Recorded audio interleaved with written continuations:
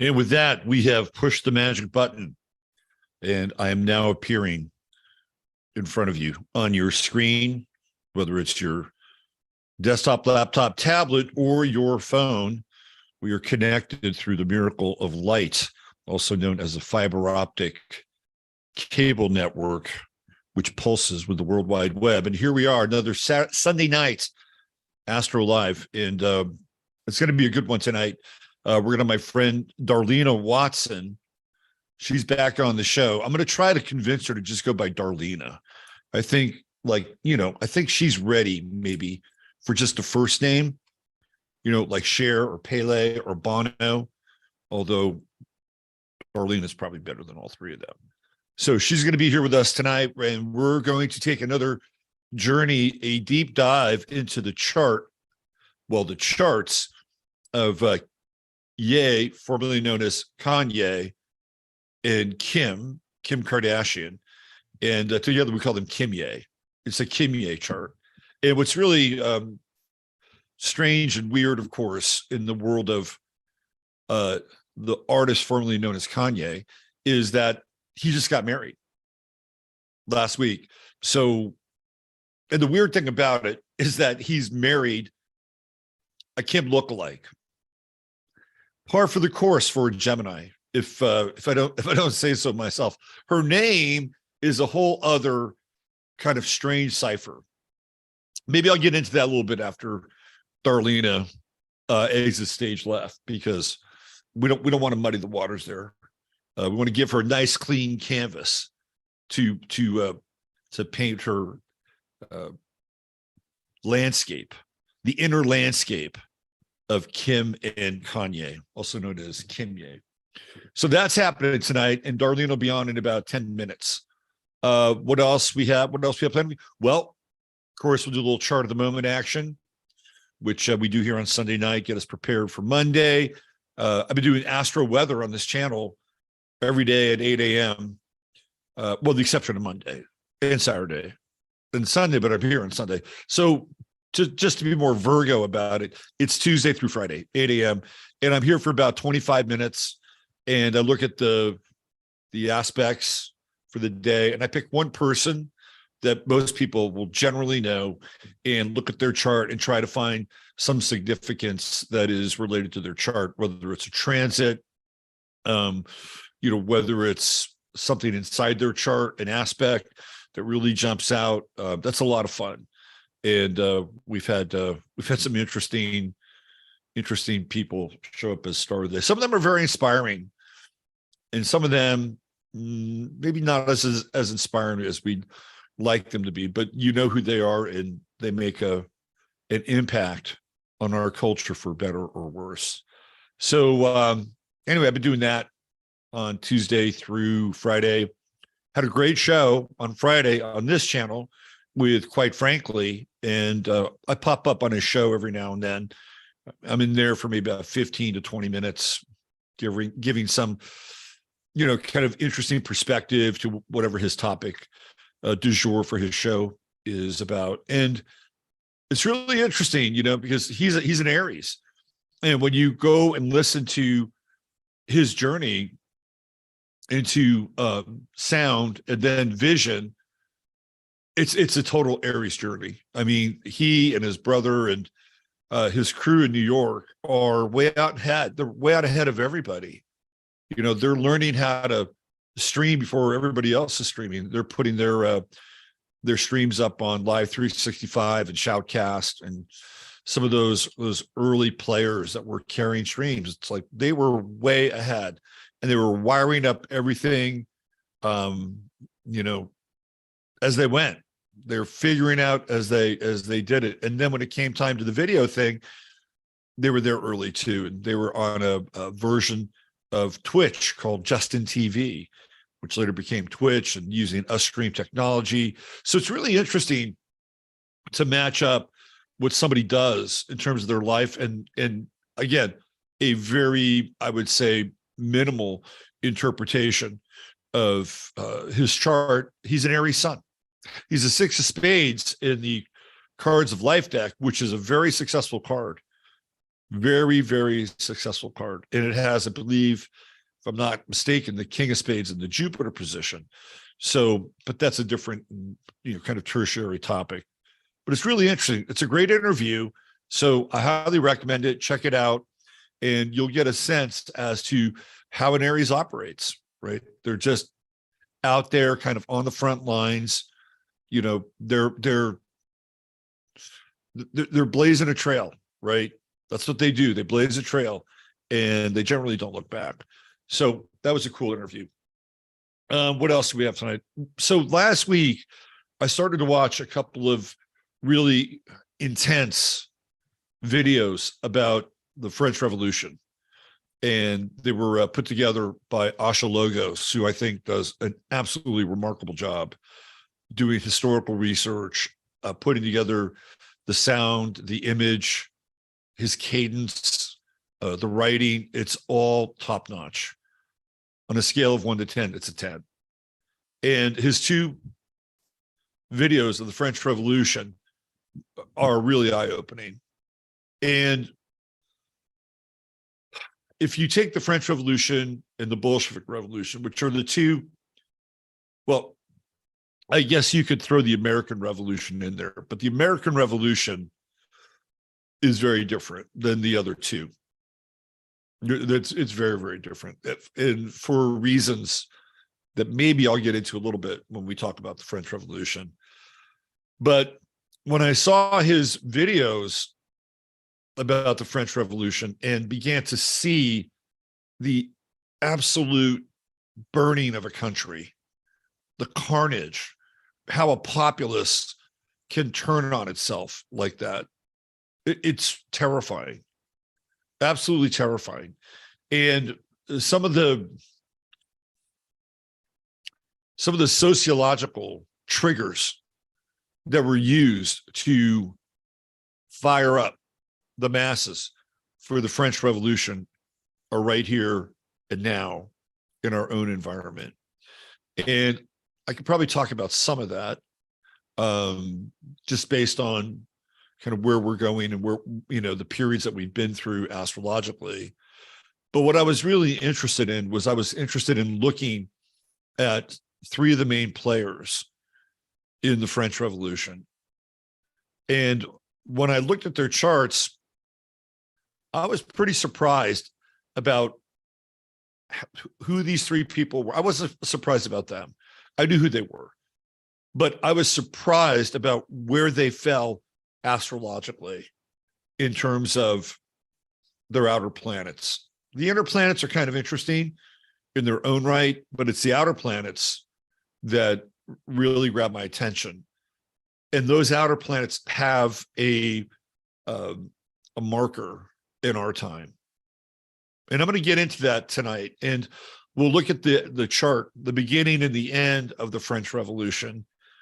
And what's interesting also is that, we're in our Pluto return here in this country. And that 3 years after 1776, the French Revolution starts. And the American Revolution is already, kind of, in a different direction, and the momentum and the energy is clearly established, right? So piggybacking on top of the American Revolution, we have the French Revolution, but they're very, very different. They're very, very different. And what's interesting about sort of what unfolds after the Declaration of Independence and that month-long signing process that started on July 4th, 1776,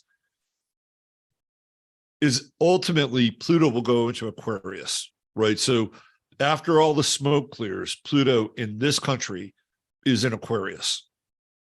It's also in Aquarius in France, and it's a very different application of Pluto in Aquarius. So we're gonna take a look at that tonight, because we're coming up on Pluto in Aquarius, and these are definitely revolutionary times if you haven't been paying attention.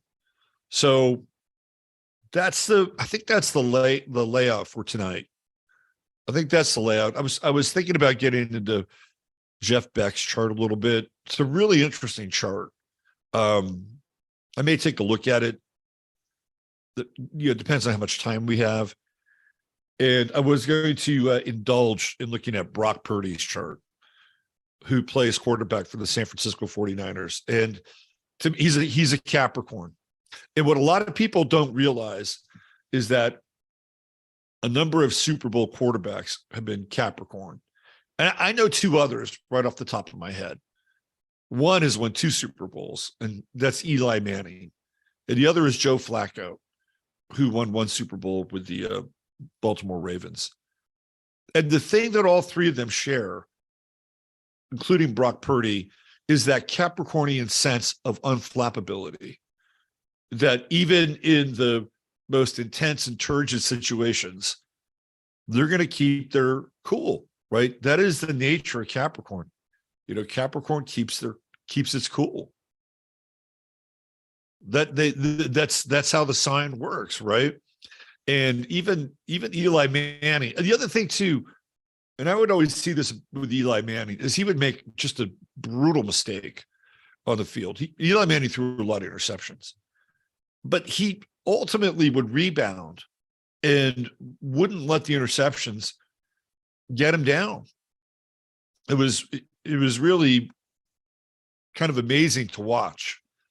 You'd almost have to check him for a pulse in some ways. He would register like a little look of disappointment, right? But then he would come back again.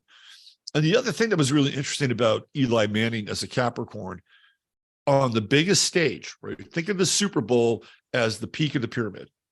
On the biggest stage, he never folded. He's the only quarterback to beat Tom Brady twice in a Super Bowl. And he's a Capricorn. So I was going to get into Brock Purdy's chart a little bit because this kid is he's phenomenal. And ever since he became a starting quarterback for the 49ers, he's just been unflappable. By the way, that was a word that David Bowie used to describe me. He called me unflappable one time. The only time he called me unflappable. David Bowie, of course, being a Capricorn. By the way, it was his birthday last week. Elvis's birthday last week. A couple of people I wanted to say happy birthday to last week, but I didn't because I wasn't here, was Cappy Carey. Cappy Carey, wishing you a great 2023 and,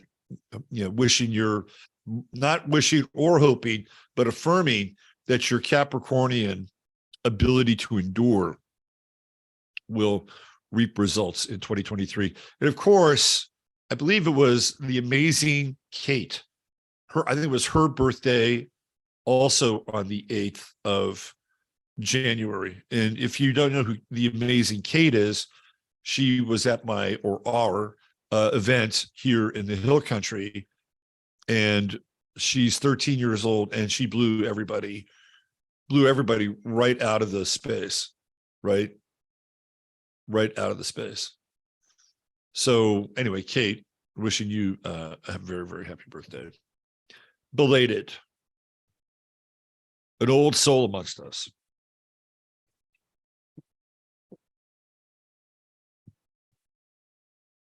Nothing like a nice, crisp, aggressive swig of Mountain Valley sparkling water. I should get them as a sponsor. Speaking of sponsors, succotash.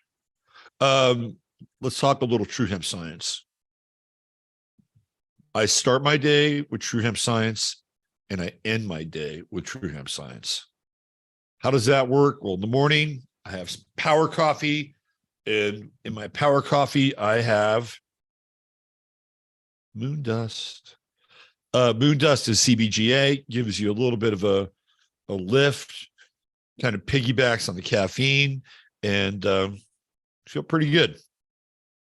So I start my day with some moon dust and my power coffee, and then I end my day with the gummies. So at some point tonight, I'll jump on the Gummy Express. But there are a number of different products here for all of your CBD benefits, from CBD oil, water-soluble stuff, skincare, edibles, topical salve. They've got pet sounds for your pets. So I know Chris personally. I've said this many times on this show. It is very high quality, organic CBD. He understands, is very familiar with all of his sources. So he's not getting sidetracked or waylaid when it comes to his product. And he takes really exquisite care, making sure that it's processed at the highest level to get to you. So if you want to improve your health life in the calendrical year of the Gregorian calendrical year of 2023, go to truemscience.com/ref/23 and spend $100, and Chris will give you some free product, and he's pretty generous. So if your order doesn't include gummies, I'm sure he'll throw a few gummies in there for you, so you can experience the benefits of the gummies at night. All you got to do is type in 15MINS, 15MINS, and then you'll be able to get that free booty added to your order. Spend $150 or more, and you get free shipping. And the best thing is that this is part of our social ecosystem, right?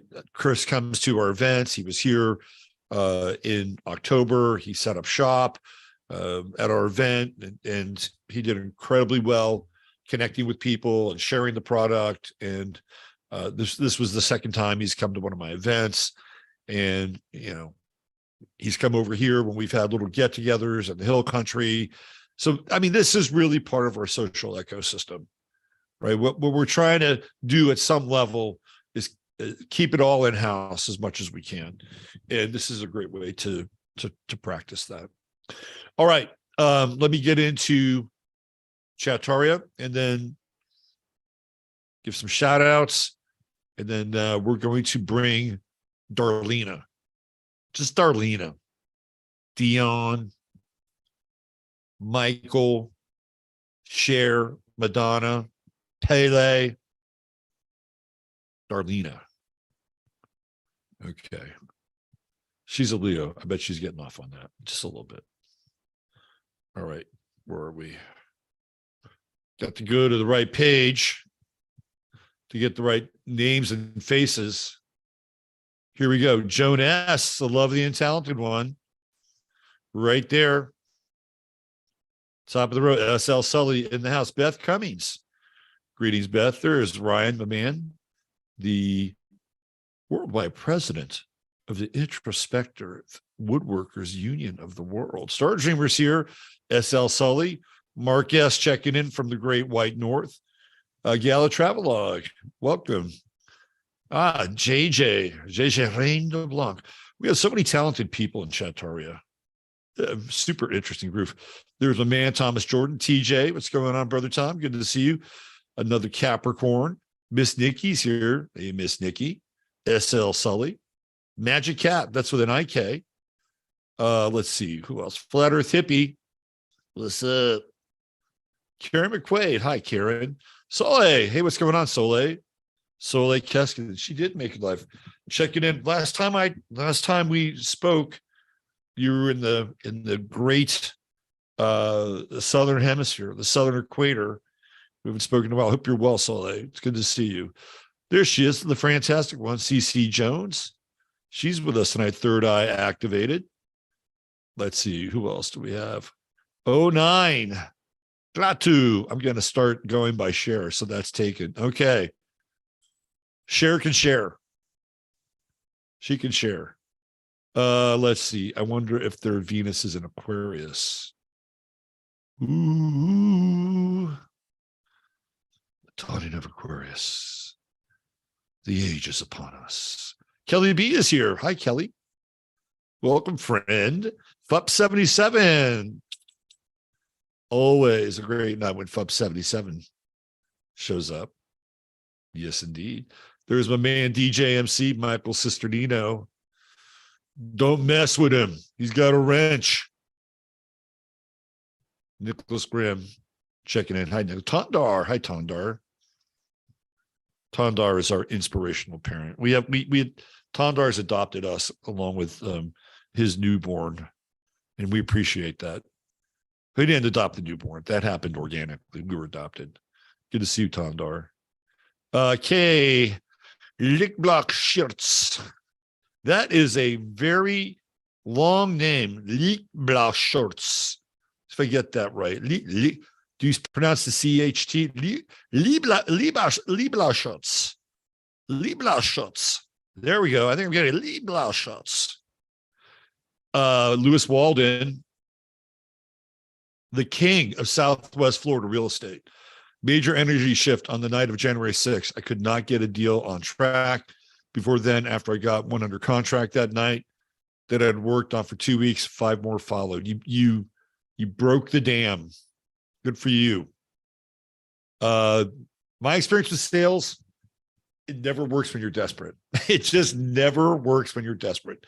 When a salesperson is relaxed and confident and has a sense of, wanting to operate at a kind of a higher level, right? But if they have to, they can walk away from a deal because they don't need it. That's when they're the best.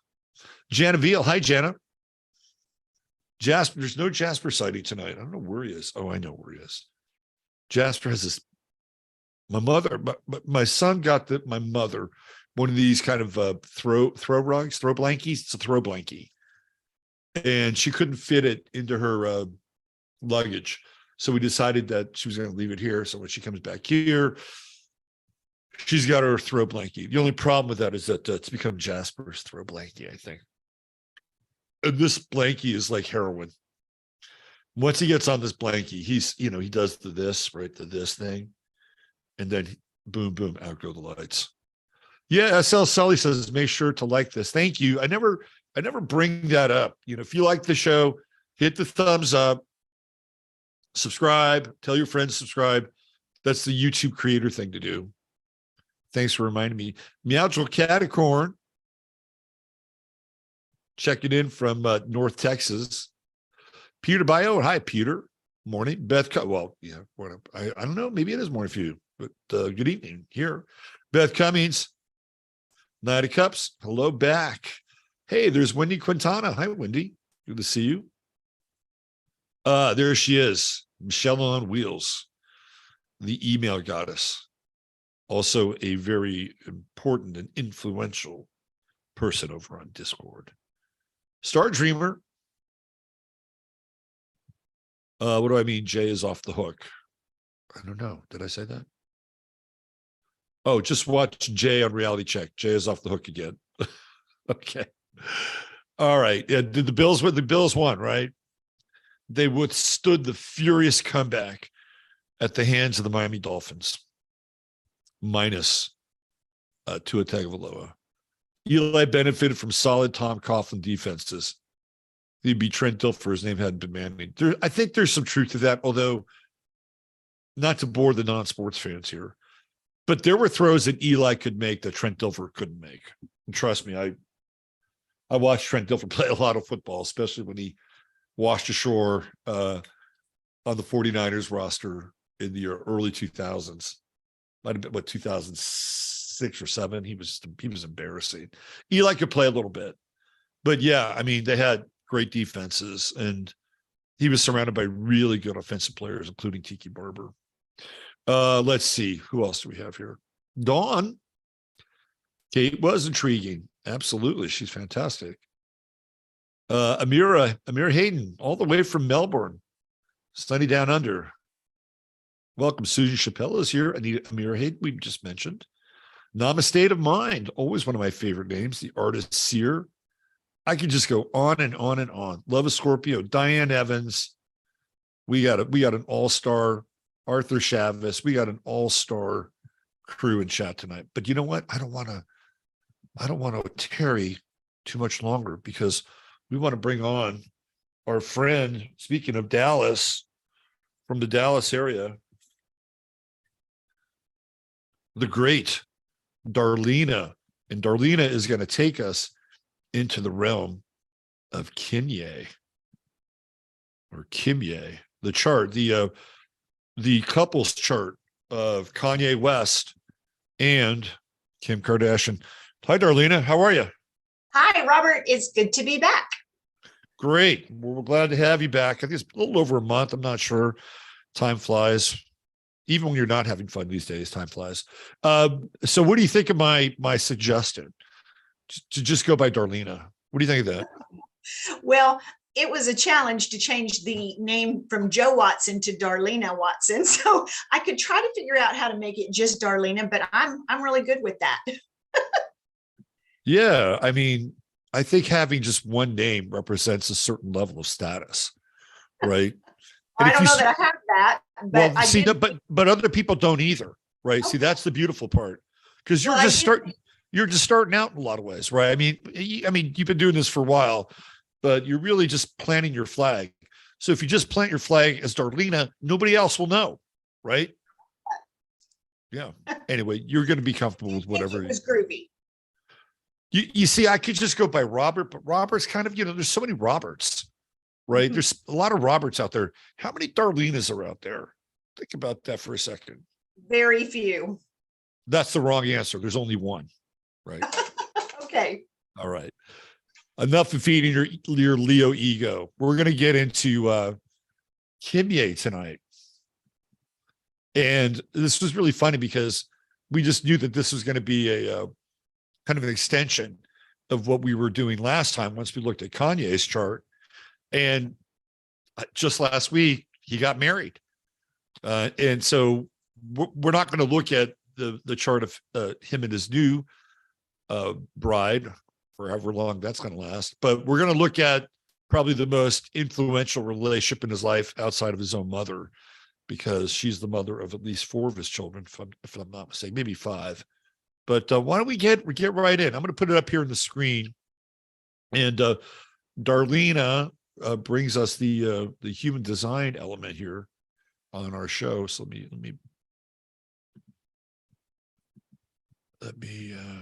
bring up the chart there. So there we go. Kanye on the left, Kim on the right, and we're in the middle between them. So the floor is yours. Why don't you take it away and take us on a journey through their intimacy, love, and heartache. Okay. There's a few prerequisites I want to go over about human design before we start talking about the connection chart between the two of them.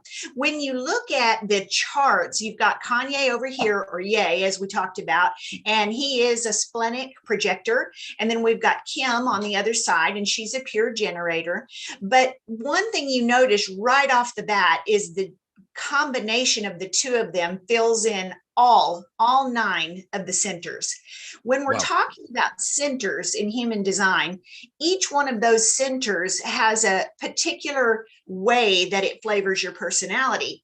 So we say that an open center is an opportunity to gain wisdom, because you don't have a fixed way of accessing the energy in an open center. So like when you're talking about Kanye or Ye's open head chakra center and Kim's open head,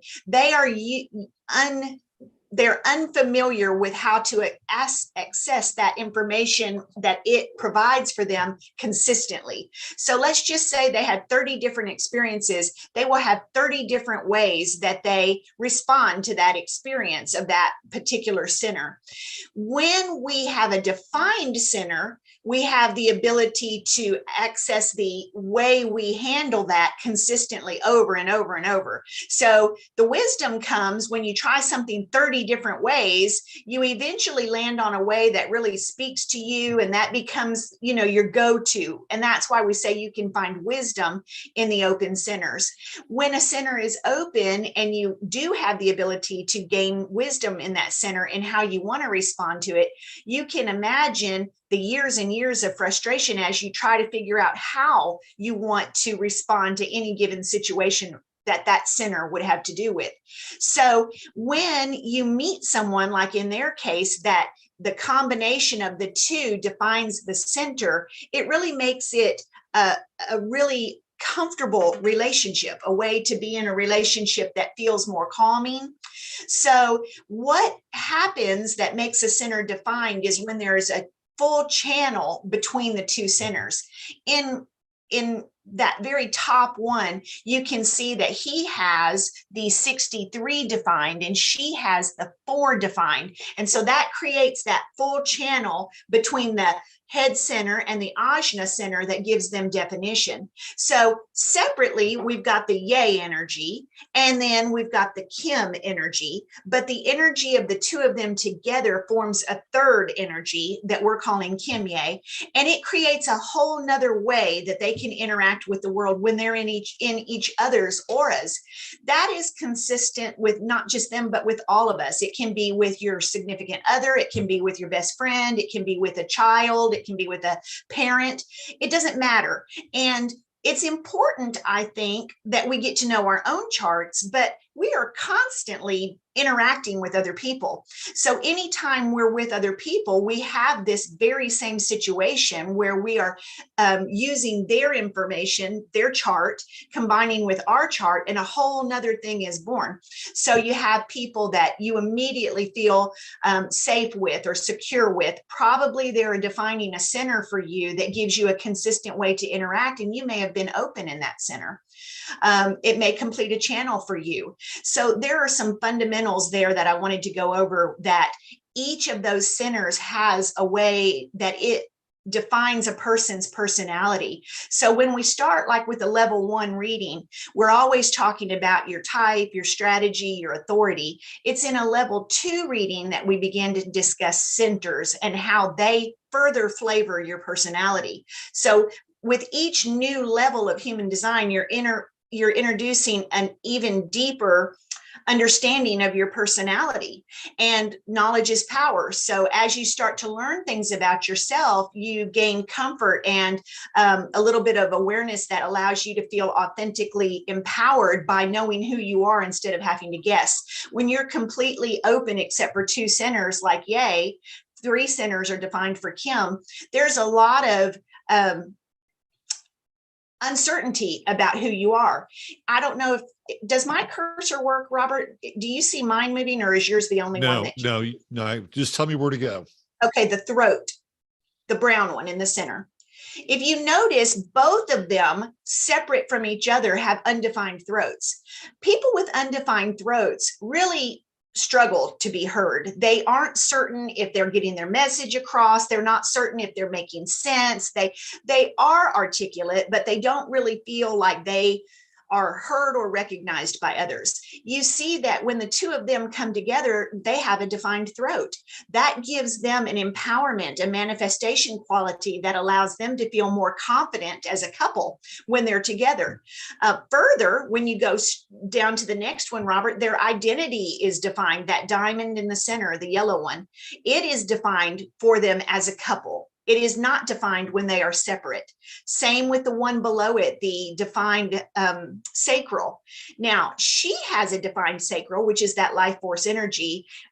Kanye Ye does not. And that is probably one of the most significant centers in human design if you don't have it defined. So when we do level 1 readings, that center there more or less is key in determining type.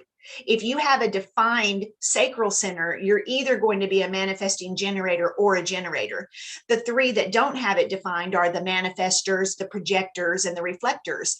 And when that center is not defined, you simply have a whole different way of being in this world that doesn't necessarily fit into society. So when you consider that Ye has that undefined, and then in the presence of his ex-wife, or when they first met, that would be very appealing to him, that with her he gained that energy, that consistency, that life force energy that he didn't have without her. Additionally, when you look at their charts separately, neither one of them is emotionally defined in their emotional solar plexus. When they come together, they are emotionally defined. So that one is significant to look at too, because the way the emotional solar plexus interacts with our world is completely different than when it's undefined. So every one of the centers has a particular way that it behaves, so to speak. That would be the best word I know how to use to describe it. And when you actually change your definition based on who you're with, it can be really heady. It can really make you love being around a person, or not, depending on what it does to you. You'll never be a defined person who becomes undefined. That won't happen. But an undefined person can become defined. And that's very big for the undefined. That being able to feel secure and confident and comfortable, that definition brings, can be very heady for someone like Ye, who has only 2 centers defined. So far, so good, Robert?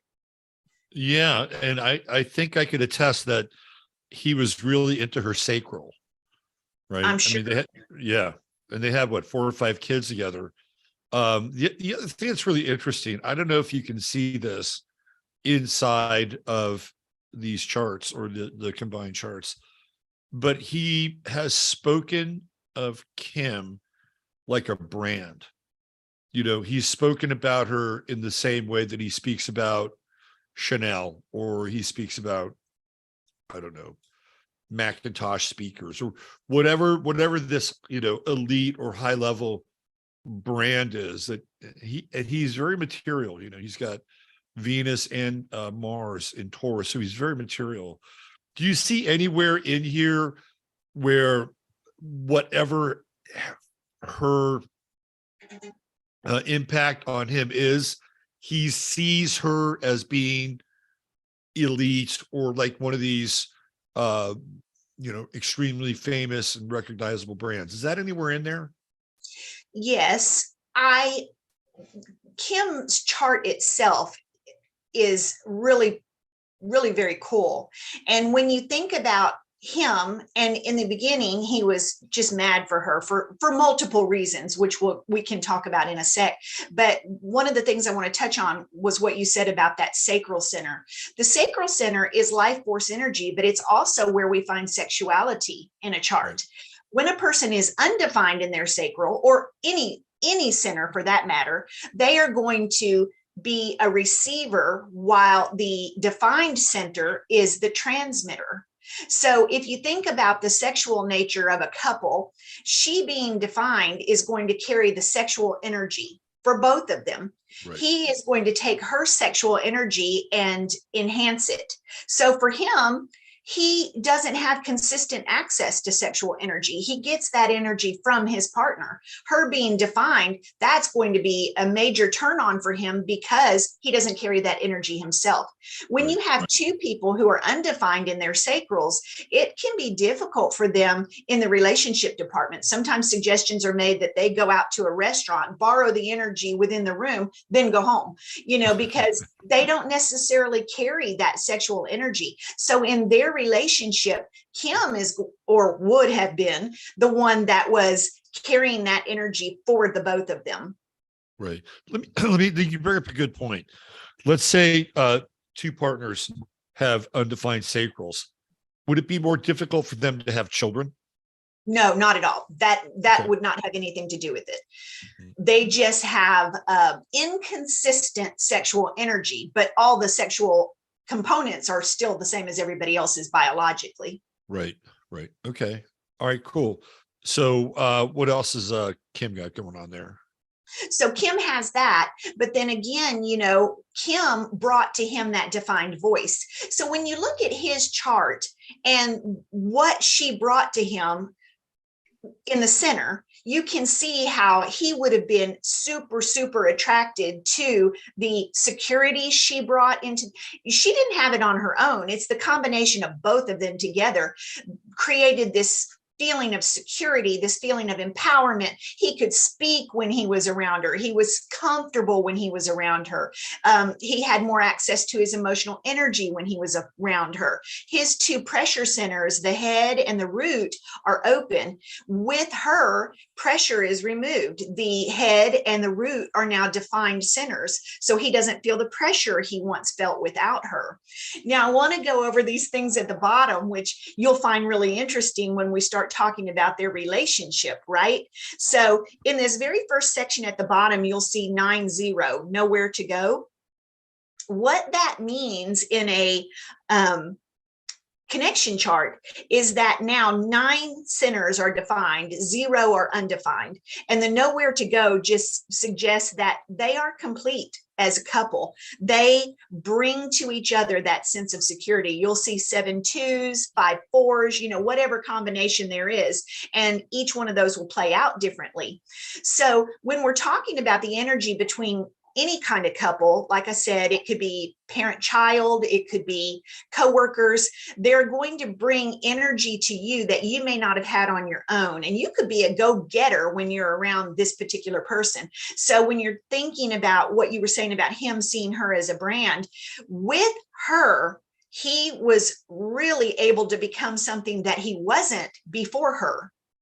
And no doubt, in his own life, he was a powerhouse of his own at the time, but with her, he was able to branch into whole new areas, and no telling who he was borrowing from before that. He does have the defined will, and that defined will allows him to do things in life that people who don't have a defined will would struggle with. So there's a lot going on there. But so that's that first part where it says nowhere to go. It's just that the chart is complete between the two of them. In the next part, you see what we call compromise channels. Compromise channels are going to be where one person has the full channel and the other person has half of the channel. So in that one called mutation, it's in blue. The blue is represented, I believe, by Kanye. Let's see, 360. No, is the blue is represented by Kim. So Kim carries the full channel of mutation, the 360. Kanye's only going to have one portion of that channel.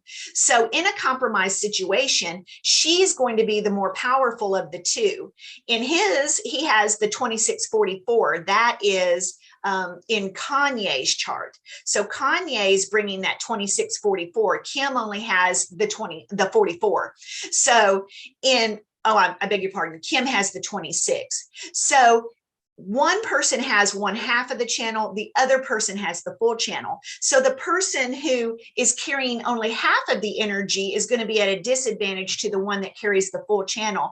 And in that, we say when we're talking to people or counseling them in compromised channels, you have to agree to disagree, because the person with the full channel is going to access that differently than the person who just has the gate activated. So that compromise is an agree to disagree situation. The next one is called the dominant channel. That is, again, a Kim channel. It's in blue. She's the 3457. And when we have a dominance channel, he has neither the 34 nor the 57. She has both.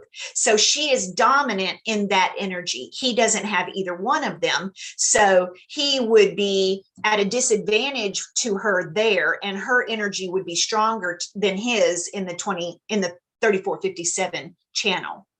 So that's what the dominance channels signify. Notice next in the companionship channels, they don't have any of the companionship channels. The companionship channels are when you both have the same. Now, he doesn't have a companionship channel with her because none of his are the same as hers. So they don't have that. They don't have a companionship channel where they both have the same access to the energy. It's either going to be a compromise or a dominance for them. She has she has 2 full channels. He has only 1 full channel on his whole chart. So they do not have any companionship channels. When both people have a channel the same, it's very comfortable. It feels good. The next section on the bottom there is the electromagnetic channels, and these are fun.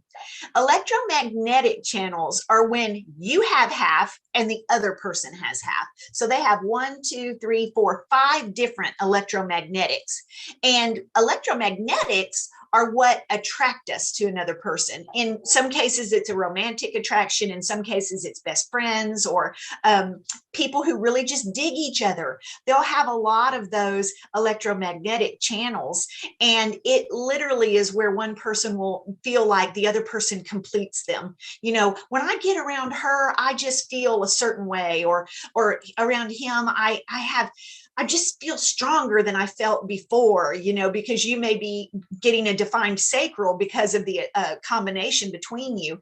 I don't know if you can see on theirs coming from the spleen, Robert. Yeah. She has the 50 and he has the 27.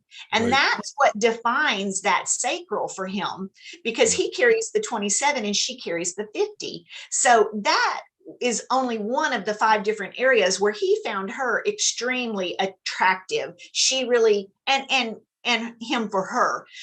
It really makes 2 people really feel connected when we finish each other electromagnetically. Interestingly, what can once create spark, over time, those electromagnetics can be the very thing that bugs you about the other person. Interesting. So it becomes less intense as time goes on, and it actually can be a place where annoyances form in the relationship. So when you think about the 2 of them in the beginning, you know, being just so white hot, you know, later becoming the sources, those very same things, the things that drove each other batty about the other one. So Right. electromagnetics can be good, but they can also be challenging as time goes on. You see a lot of people that immediately are so drawn to each other, and 15 years in, they don't know what they ever liked about the other person. So Right. electromagnetics definitely have to be managed and have to be worked with in order to keep those connections strong. So anytime you look at a combination chart, a connection chart between 2 people, you're going to have this same type of thing that you can glean from what they bring to the relationship for each other.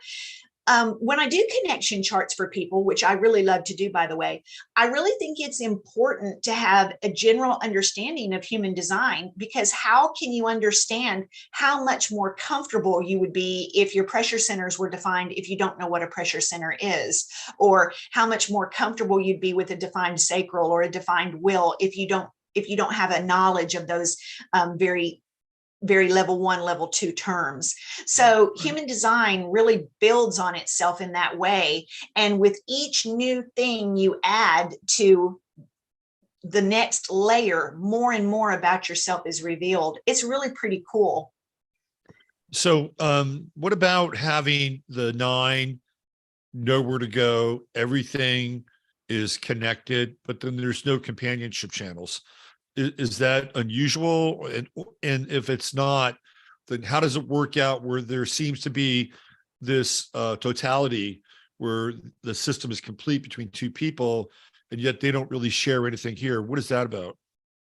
Well, as I was saying earlier, the companionship channels simply mean they share a channel. Right. But Kanye only has one full channel, and that's the 2644.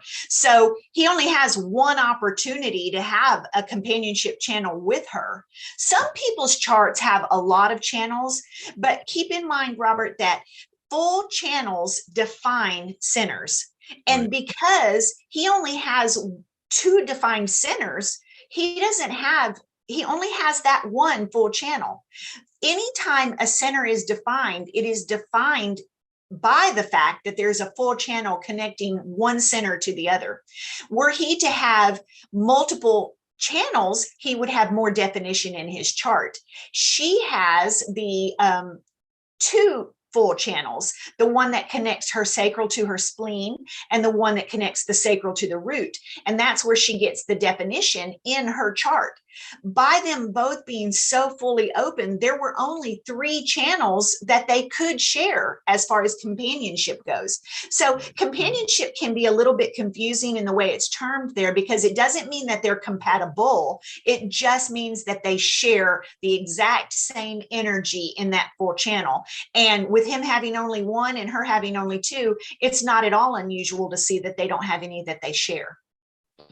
One of the things, and clearly I'm not an expert in human design, though I know a little bit of it about it. One of the things that struck me about Kanye's chart, and we didn't really talk about that last time, but maybe you could address this a little bit, is it's incredibly minimal in a lot of ways, right? He's got one channel. He is a projector, so he doesn't have a defined sacral. I mean, with the exception of the one channel and these two defined centers, to me, it's almost like he's a blank slate in some ways. I mean, that's just my read initially when I see this. Now, from a human design level, I know that there's more layers and complexity, but he, in a lot of ways, he often operates in the world like a blank slate too. And you never know what's coming from him. And maybe it has to do with the fact that he has so much of his design undefined. Can you articulate about that just a little bit, and how somebody with very few centers that are defined and one channel he's got, which is like what, surrender, like, does he look the part? That's what I'm saying. Does he look the part? Yes, he does. In my chart, Robert, I have only the top three. I'm a mental projector. Everything from the throat down is open for me. Those are the only two I have. And Robert, is your chart configured like Ye's? Do you have will to spleen? What do you have defined? Yeah, my G center is defined. So G center to spleen. Yeah. So those are your only two? No, and then I have the ajna defined. The ajna, okay. Yeah. But ajna is defined to the head or the throat? The head. Okay. As I was saying, when a chart is open, and now a reflector has absolutely all 9 centers open. Yep.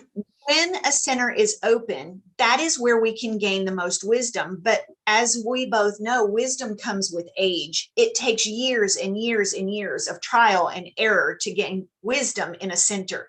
We do not have fixed ways of interacting with the energy that those centers provide. So for me, with my top 3 defined and everything below the throat open, I have to work with those energies over and over and over in order to figure out through trial and error which way I like best. So if I have 30 different experiences of self in my G center, I'm going to respond 30 different ways.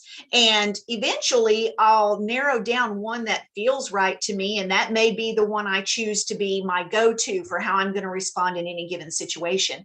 That would be the case with every open center. You will have to spend years and years and years trying to determine which way works best for you. And it's inconsistent. So if you have the same experience over and over and over, eventually you start to go, okay, every time I've tried it this way, I ended up in a fight with somebody. Every time I tried it this way, I, didn't get what I wanted out of life or whatever. And so you develop the wisdom to understand. In his particular case, as you were asking, he has 7 of the 9 centers undefined. He is not yet 50. In human design, it really makes sense to me that we are not considered, I don't know if this is just a mentor thing that my mentor, Karen Curry Parker, talked about, or if everybody feels this way, but it really resonated with me. We aren't really grown-ups till we're 50, because it takes years and years and years of being on the planet to really understand what the heck is going on. And at the Chiron return, that more or less marks being a grown-up. In his case, he's still experimenting with life. And I see a lot of growth in who he is now versus who he was before. And by the way, same with Kim. When you look at a person's pain centers, you learn a lot about them. And in her particular chart, it's interesting that she has the gate 46 in her pain centers. When we talk about something being in a pain center, we're talking about this being something that causes them a lot of distress. And everything, if you have a thorn in your paw, if something comes at you, you can't hardly think beyond the thorn in your paw. So that's more or less what we're talking about with our pain centers, that everything that comes into us goes through that center first. In her case, she has the gate 46. And when we talk about the gate 46, it's a disconnect from the body. And I found that interesting, considering, she says she hasn't had plastic surgery, which is laughable, Right. but that is her story and she's sticking to it. But when you talk about people that have body issues, and her having that in the pain center is really important. And I wrote this note down. It's a disconnect from the body. It's almost a loathing of the body. Avoid things that would embody life force, and self-sabotage, hide, or disfigure the body. One of the comments that I read as I was studying up on their relationship was one of the things that made her, one of many, that made her want to seek divorce was she said, I just need to start being happy with who I am, comfortable with who I am. And I think that she'd had years of not feeling like she had any value beyond what she could do to her body to make herself more attractive. She doesn't necessarily, you see, she has an undefined identity. So she doesn't know who she is as a person. And so it's going to take her years of her life to figure that out. She has an undefined throat, which means she's not very good at speaking her truth. She doesn't know what her truth is. Her undefined identity is going to keep her from that. She has an undefined will. Ye has a defined will. So in that relationship, he was able to just run roughshod over her. She just wasn't able to fight against that, really. And as she's aged, she has really come to this point where she went, got her law degree, and at that point started wanting to elevate the way she lives her life versus just being sexual, just being a physical being that is only important according to how she looks. There's so much more to a person than just that.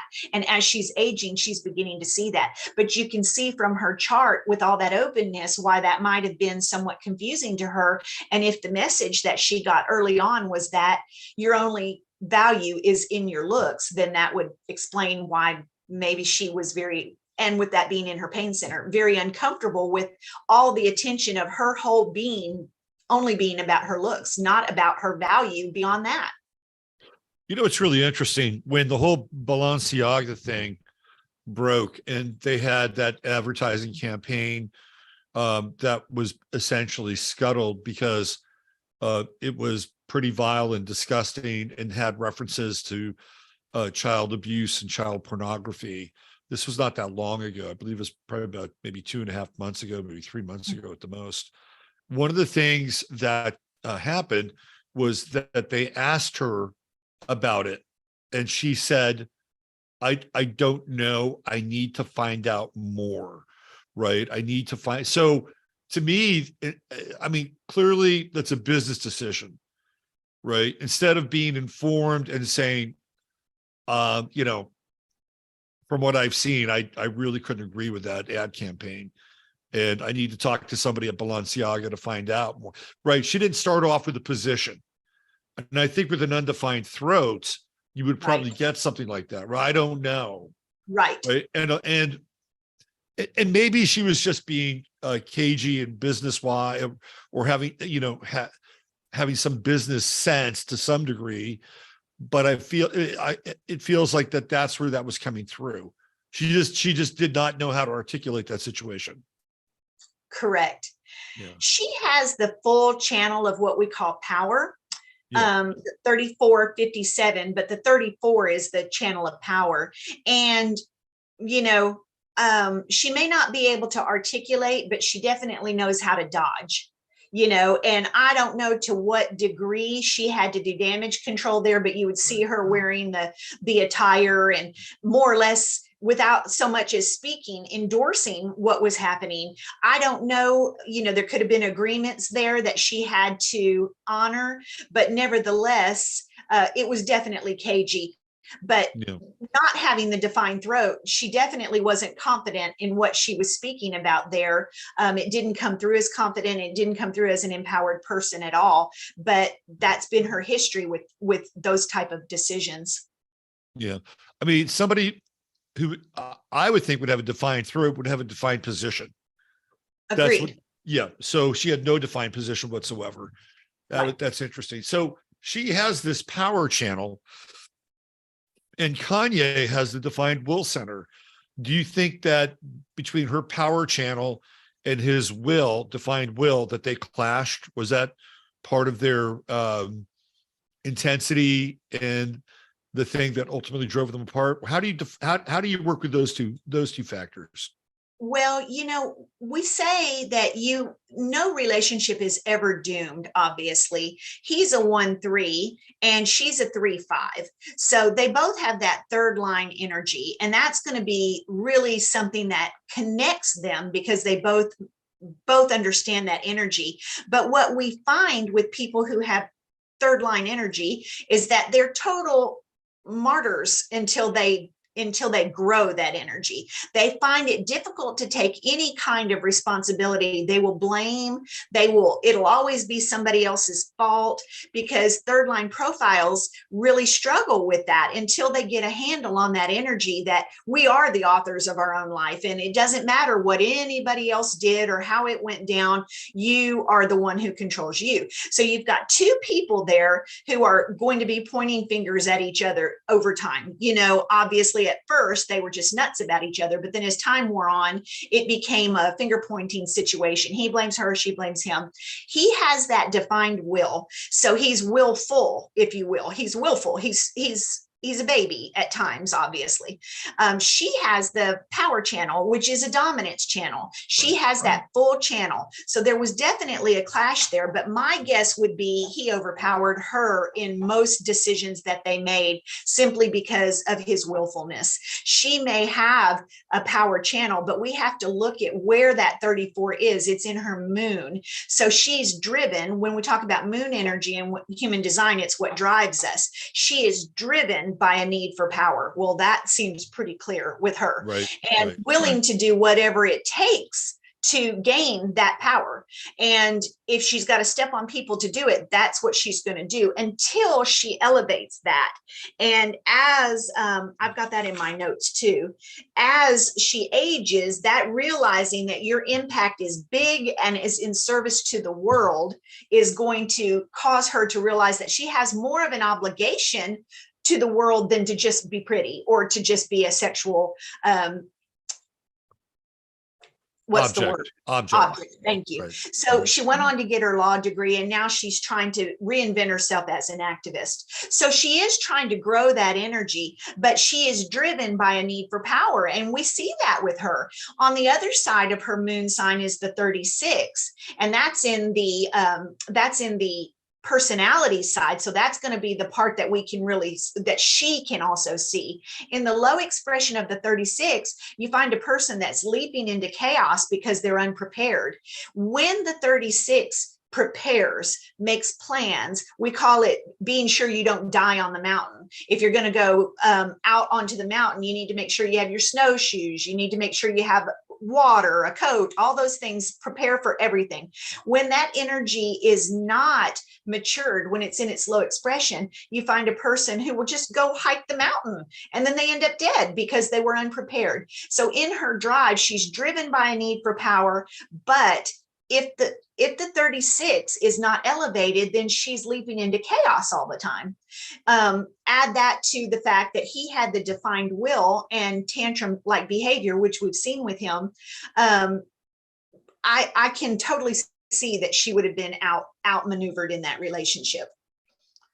Interesting. One of the things that struck me as you were talking is that there was a time, I think either pre Kim or early on in that relationship, where he was really in debt. He owed a lot of money, and everybody thought he was incredibly wealthy because he tours and sells records and plays the rap game.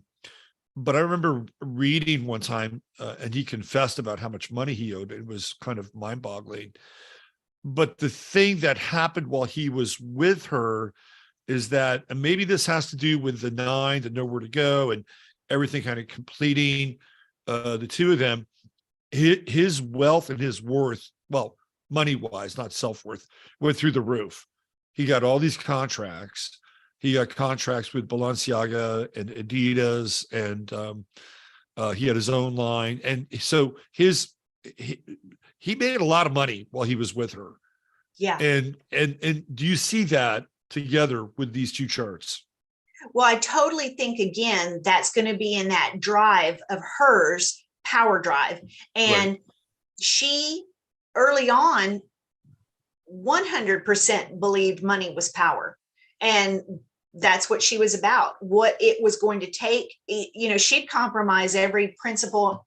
Well, I can't say that. I don't know her, but obviously It's there my are show. some You can things, say that if you want. yeah, you know, there are some things you think a person is compromising their integrity on, you know, and she has the, let's see, she has the gate 26. That's the integrity channel. When you compromise your integrity, when that's defined, that's a really bad deal for you, because people will not, they won't look highly on you. They will see that you're compromising your integrity. And there are 5 different types of integrity: physical, emotional, energetic, resource integrity, and energy integrity. So if you're compromising any one of those 5 integrities, you are going to be at a disadvantage. She having that power thing was absolutely compromising, in my opinion. And it's kind of unfair for me to say, it's just my opinion, that she was compromising in some areas there for financial gain. I see it in her chart that financial gain on a low expression is going to be something that she was driven by. But as you start to see that there is way more to life than that, as you age, and she's up into her 40s now, she's beginning to shift that perspective, that power is not necessarily about, well, money helps, but it's not the only thing that encompasses power. His connection to her definitely improved his business acumen, for the reasons that you see in the chart, that they're completely defined as a couple. So they became a powerhouse couple, because by the 2 of them having all of those things filled where they have nowhere to go, there was no more of that experimentation that I was talking about, where they have to try 40 different things to figure out the best way to get from point A to point B. It's defined. They can access that energy quickly. But as time wore on, with both of them being 3rd line profiles, they immediately, well, not immediately, but they eventually came to the point where it was a blame game. The other thing about Kim, and I would say this to anybody that's listening that has any interest in human design: if you're a 5th line profile, you probably should have a human design reading. So she's a 3-5. 5s, they are a very complicated profile. They are transpersonal, but they're also karmic mirrors. So when a person, and I see it with him, he's involved with her and she's a 5th line, he will do things and then say she's the one that did it. He will be being a total brat or whatever, and he'll blame her for his behavior, because with 5th line people, you end up having people project onto you what needs to be healed with them. It's a very confusing profile. So people who have 5th lines, you know, I suggest really learning and understanding that energy, because it'll solve a lot of pain for you that over the years you've probably been assigned all kinds of things that weren't yours. They belong to the people that were assigning them to you. So 5th lines, they can be very painful profiles. When you have a 3 in front of the 5, she's a 3-5. So hers, she's a universal truther, but the truth is going to be based on things she's experienced. She's not going to tell you this is the truth about something she read. That's more or less what I do. I'm a 5-1, so I'm a universal truther about that which I investigate. She's a universal truther about that which she experiences. So she's an experiencer. The 3rd line profiles are all about their experiences, and you really can't tell a 3rd line profile anything. They don't learn from you telling them what happened to you. They learn from their own experiences. If they're going to jump off the roof and you tell them you're going to break your ankles, they're like, yeah, but I might not. They need to try it for themselves. They're not going to take your word for it. They simply have to experience for themselves, because that's how they get their information, and that's through experience.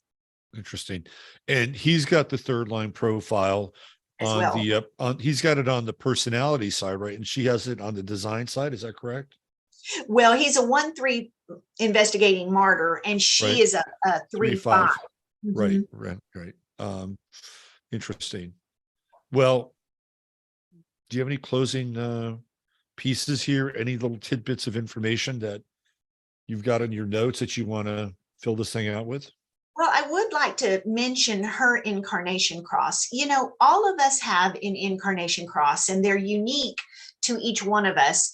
The thing about human design that I think is really cool is that it's this huge tapestry, and you look at the human design chart and you see that we're all going to have expressions of the same things, and you think, how many infinite possibilities can there be within that? But there's so many infinite possibilities. And then you also add into conditioning, and so the way it expresses can be so very different. But her incarnation cross is going to come from the top four numbers in her chart. So that's the 50, the 3, the 56, and the 60. And it's actually called the right angle cross of laws, number 3. And when I look at it, the incarnation cross is more or less the culmination of years and years of our life when we are able to get our chart into the high expression. I think, Robert, that everybody gets some elevation just by the number of years that they're on the planet. They will figure certain things out. Some people never get to the high expression of their incarnation cross. But when I look at hers, I see she's on her way. And I put this in just a condensed version, but it's to use gratitude to bring new ideas to the world, use narratives through storytelling, metaphors to expand possibilities and shift values, increasing our ability to self-sustain using innovation. And self-sustaining, that's been on my mind a lot lately, because, you know, what does it mean to sustain? What does it mean to be sustainable? Sustainable is simply being able to live out your life in a way that's sustainable. If in her case, it is not sustainable to think that you're always going to be an object, as you put it earlier, as I was trying to come up with that word. That's not sustainable. As we age, you've got to revamp yourself. And I think that's what she's trying to do, because to be all about what she's been about over the years is not sustainable. She's going to have to elevate. Right. And I think she is. And then in his case, he has the right angle cross of rulership. So as we talked about with him last time, he's trying to get people to understand that they need to become empowered individuals on their own.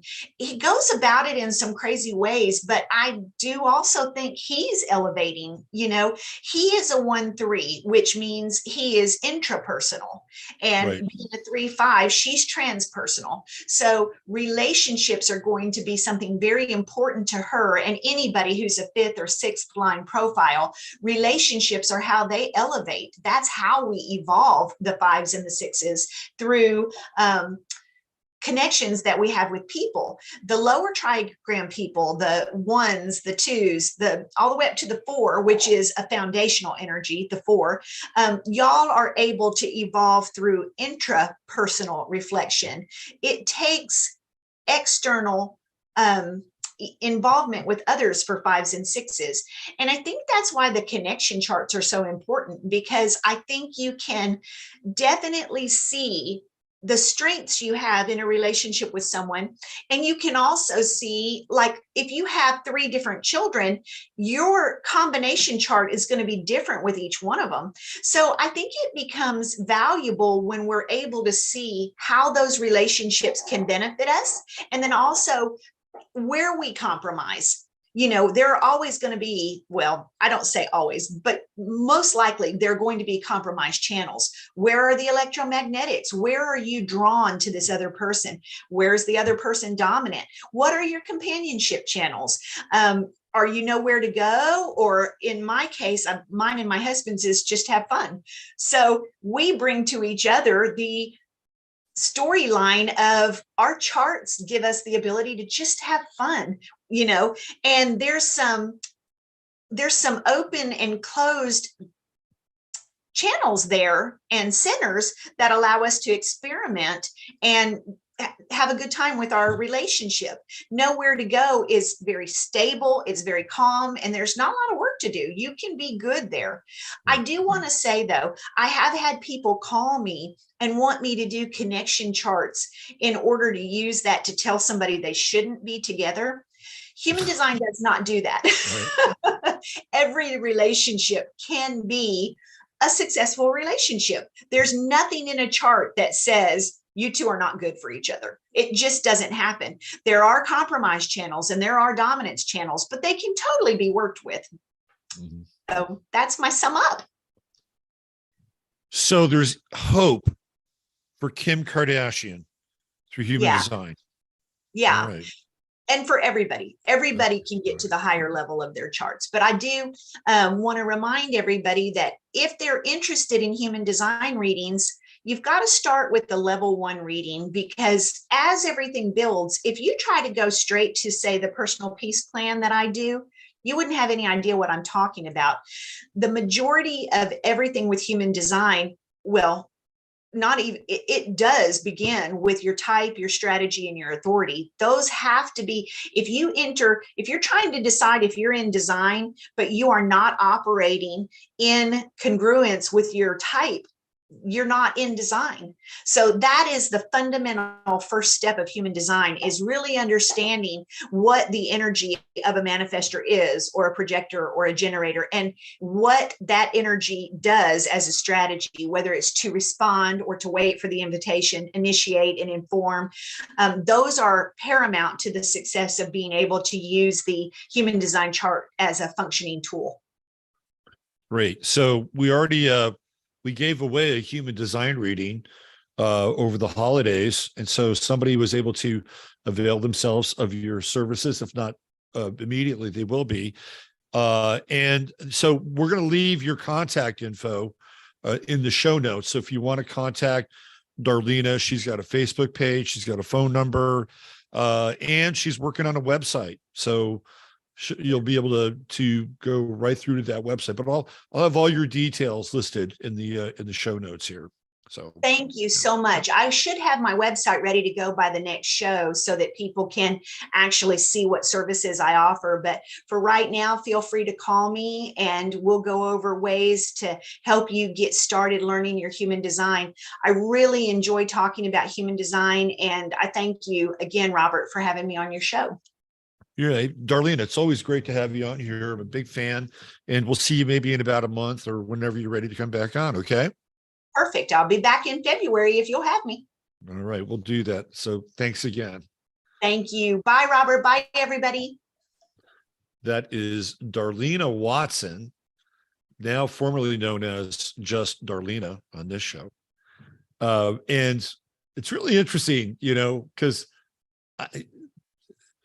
the thing that I find interesting about human design versus astrology, we're about ready to segue into the astrology. There's some overlap, right?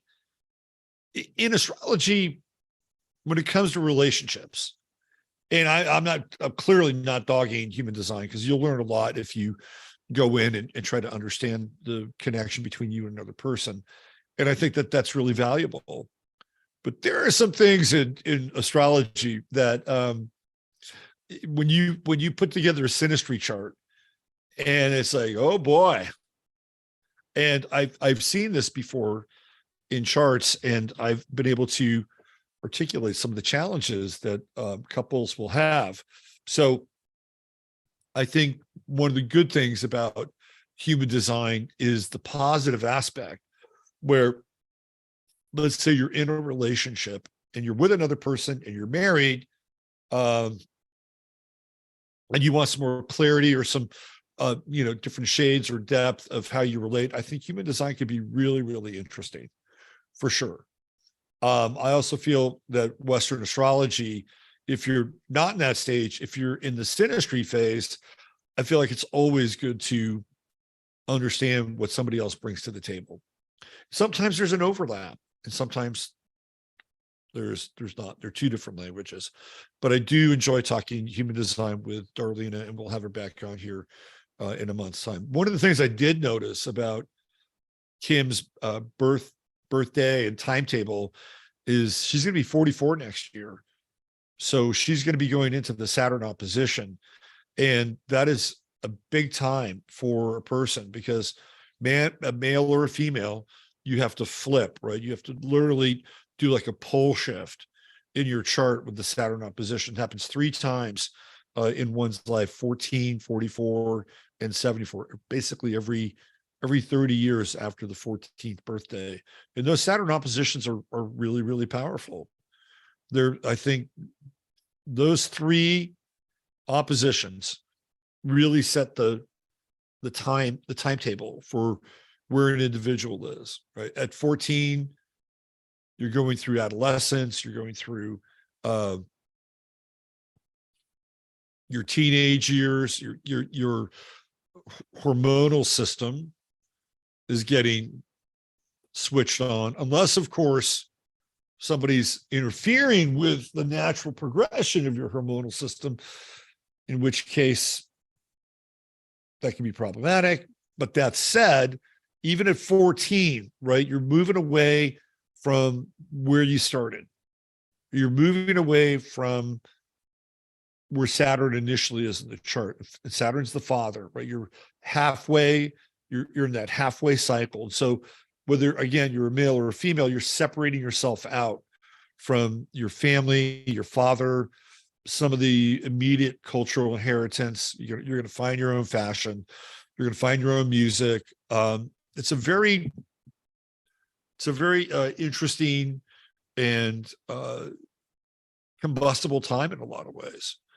And then you get it again at 44, 30 years later. And that's usually when you've hit the glass ceiling, in your work or your profession, and you got to do something different, right? That's a really important phase. And in the past, it had different meanings for men and women. But because our social milieu has changed so much, that both men and women are running into similar issues at 44. Who am I? What am I doing? Where's my work headed? Does this bring me enough meaning and value in my life? And if it doesn't, I need to do something different. So that happens to everybody at 44. And then at 74, it's usually stepping away from the game, right? That's what that means. It's like, okay, well, I've kind of maxed out here.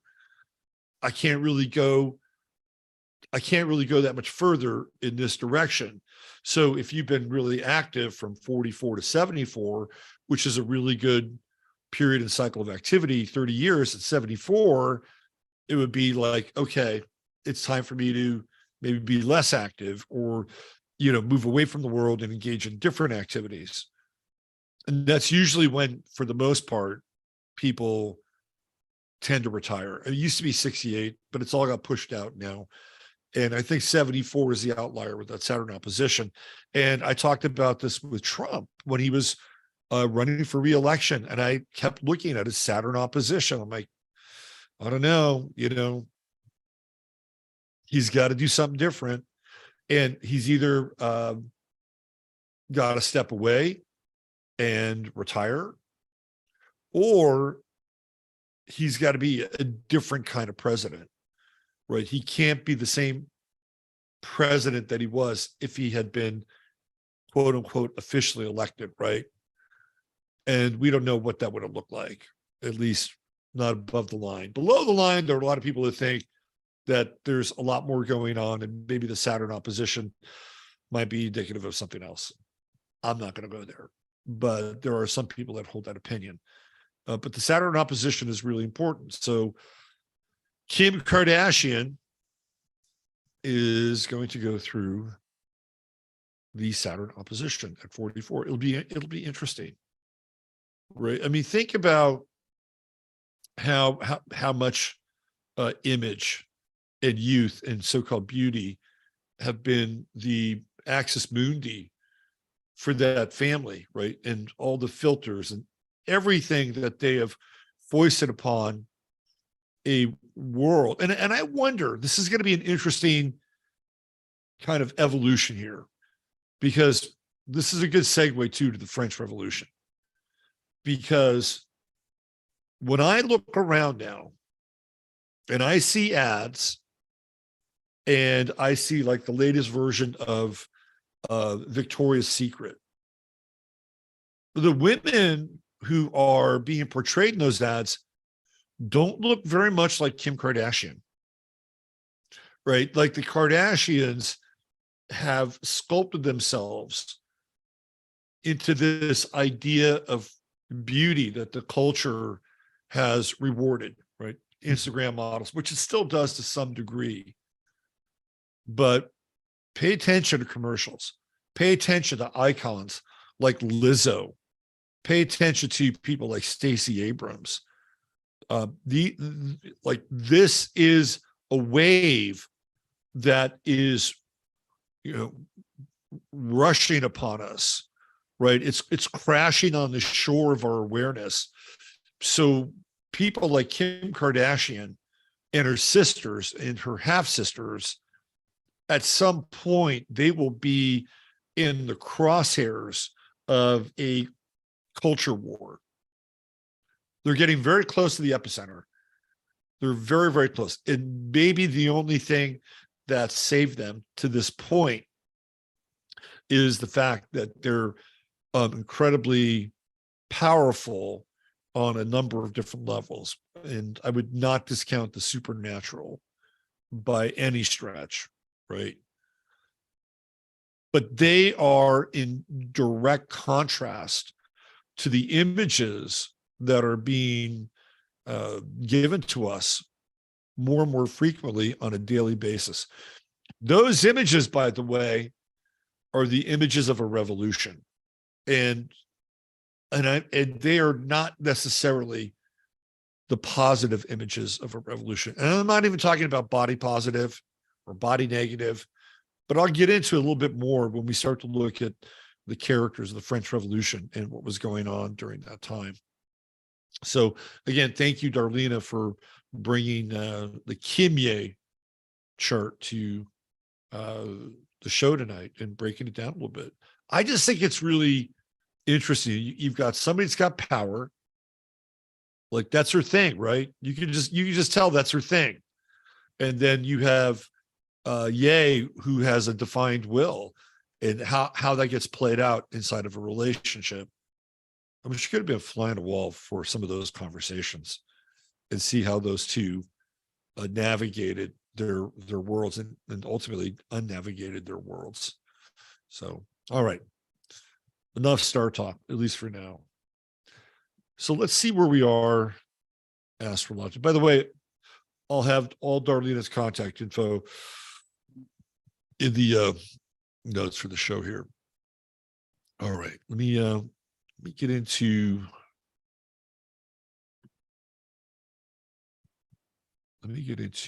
Astro.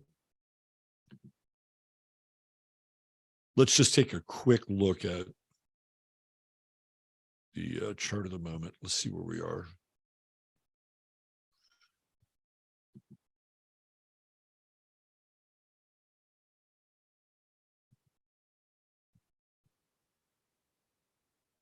All right, let's do this. Let's modify the city.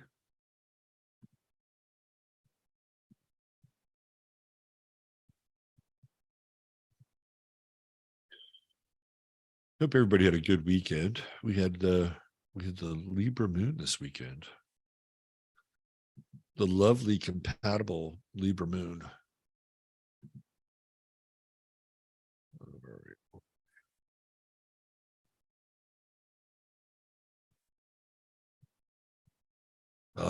But the moon has shifted. The moon and the mood has shifted.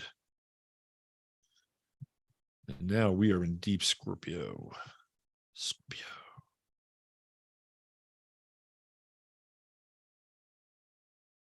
No Jasper sighting tonight. Jasper got so much lap energy this weekend. It's crazy. All right, what do we got? Oh, that's at 7:44 p.m. There we go. 7:44 p.m. Right here, is that right? Yes. I've got all the right integers, right? January 15th, 2023, Leo on the ascendant here.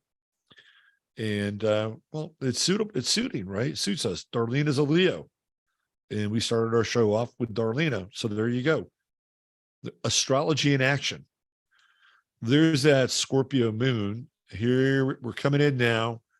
We're at a 3/4 moon. So the energy is fading a bit here And we'll start off Monday with a Scorpio moon. And it's going to be in a closer square with Saturn here in the North Americas. If you're in another part of the world, you're already dealing with Monday, perhaps. Or would be Monday morning. I think India is probably Monday now, if I'm not mistaken. But yeah, so we're going to have this Moon Saturn square and opposing Uranus. Wow. That is an intense T square, because the Scorpio moon, it plays for keeps.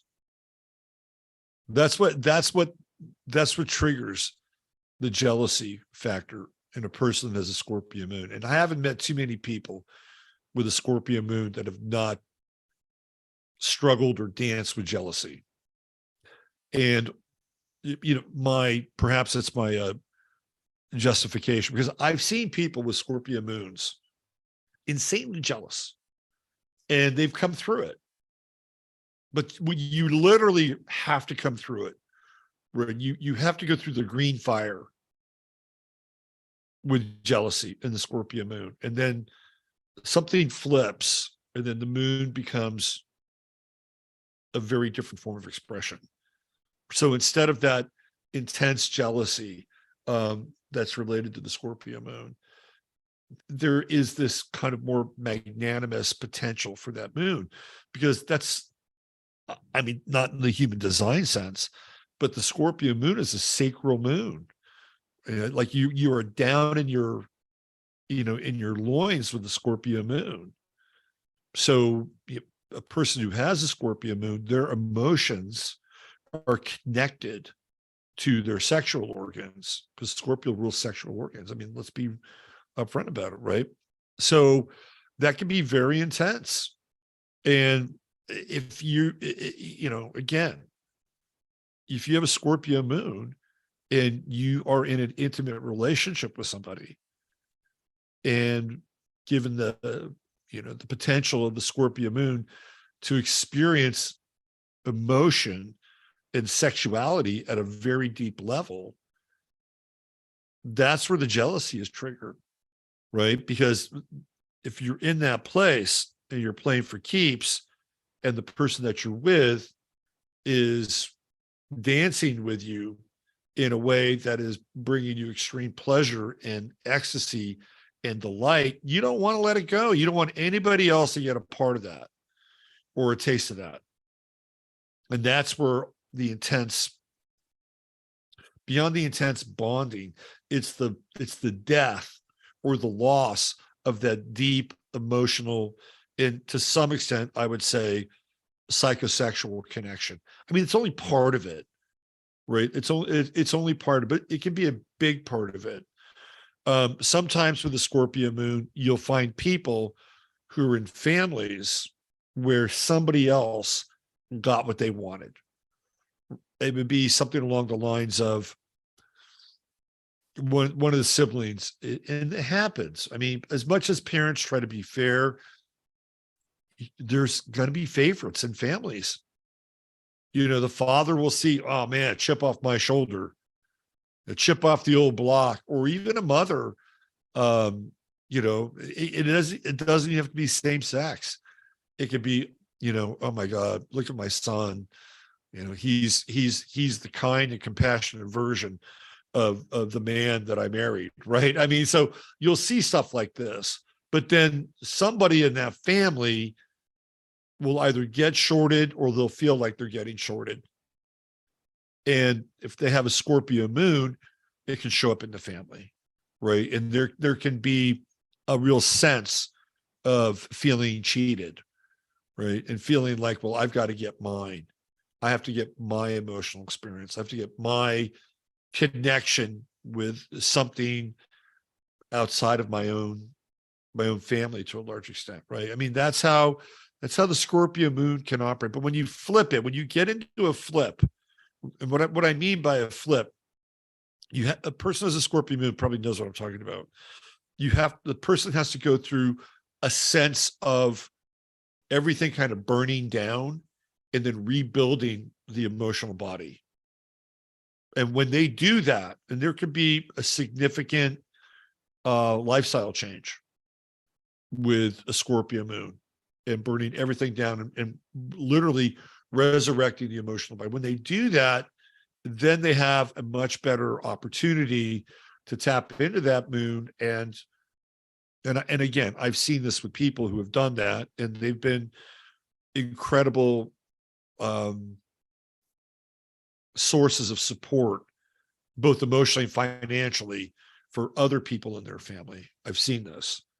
And that's when they've just burned out like anything that has kept them from being able to, I'll use the word Darlena brought up, to be emotionally self-sustainable with that Scorpio moon. So if you have one, the good news is that once you figure it out, that's a powerful moon, really powerful moon. And it has a lot to do, Scorpio on any level has a lot to do with repulsion and attraction. And it all comes out of your sacral area, right? That's where it all originates from, right? So if you have a Scorpio moon and you attach your emotions to your sacral energy or your sexual energy, I mean, there's a pretty good chance you could look like a sea hag, or if you're a dude, the male version of a sea hag, and you could probably get what you want, right? That's the nature of this moon, because of the intensity around the emotion and the sexual energy that's connected. It's desire, right? So if you have a Scorpio moon, you've got the hardware and the software to manifest in your life, but you also have to be careful with what you're manifesting, because a lot of times if the moon is what I would call unevolved, there's always a psychic backlash over the thing that you're manifesting. So that's just kind of a thumbnail on the Scorpio moon. So we're moving into Monday, into Moon Day, with this intense moon. It's at the 3/4 phase. So it almost has zero energy, right? So whatever activities, this is how the lunar cycles work. Whatever activities you started when that moon was new, now it's coming to a close. So you have to essentially tidy things up, right? There's very little energy left in this lunar cycle. And when we get into the moon in Sagittarius, we're really starting to move into that balsamic phase where there's hardly anything left. I think that's a bit of a challenge with the Sag moon, because it feels like there's more in the table. There's a few more drops left in the bottle. Maybe you think there's more than a few drops there, but there's only a few drops. There's hardly anything left. So the Sag moon, and I've every balsamic moon, it's not completely balsamic. It won't really be completely balsamic until it goes into Capricorn, but it's getting very close, right? And then we get into that Cap moon later on in the week, where it's, that's a really dry, arid moon. And when it goes into the lunar phase conjuncting Mercury, that's a really interesting energy. To me, that has a lot to do with just being stoic. There's a lot of stoic energy with that moon Mercury conjunction in the balsamic phase. And it's kind of like realizing that there's just not a lot there, except maybe some emotional excitation when the moon moves into Sagittarius. What is that going to be like on Tuesday, right? So we have that moon Mars opposition, and really trying to, fire something up, trying to get excited about something, trying to get motivated by something. And it's hard to do during these like last moon phases, or the last degrees of the lunar cycle. And then we just come into some awareness just before the moon goes new, where balsamic moon, letting go. Okay, we're going to let go. We're not going to, ask much more of what's available around the table, right? The balsamic moon is a great teacher when it comes to surrender.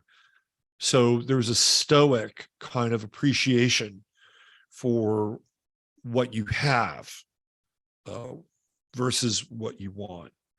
And that's later in the week. I think we're probably looking at what about Thursday, if I'm not mistaken, Thursday going into Friday.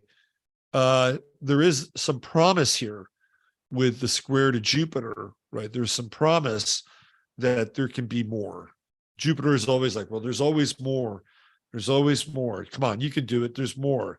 If if you've lost some money betting, this is the Jupiter square, right? If you've lost money betting, oh, come on, just throw another, $50 into that slot machine. And all you got to do is come up with some coins and get back in the game and play on house money, right? Everybody who's ever had a dalliance with gambling and being in a casino too long knows that moment. And and you probably should have walked away about 3 hours before you got to that moment. And so that's where we are here, right? This is later in the week, and we're really creeping up on like Thursday. Like there's this stoic understanding about where we are, what's going on. And yet it's like, come on. Stoic isn't good enough. It's not good enough. Accepting where you're at for now, and not trying to gloss over the situation. You can improve it. You can have more, you can be more, you can get, well, just be careful there. Just be careful. Who knows? Maybe you'll win your money back on a 3-team or 4-team parlay come Thursday or Friday night with the NBA. So if you've had a bad gambling weekend with some of these games, I don't know, maybe you want to wait until the moon goes into Sag, because at least you'll have a trine with Jupiter and your gambling prospects might be a tad better, even though there's not a lot of energy left in the moon. We got Mars direct, and that happened. Station on Thursday, went direct on Friday. So full speed ahead with Mars and Gemini.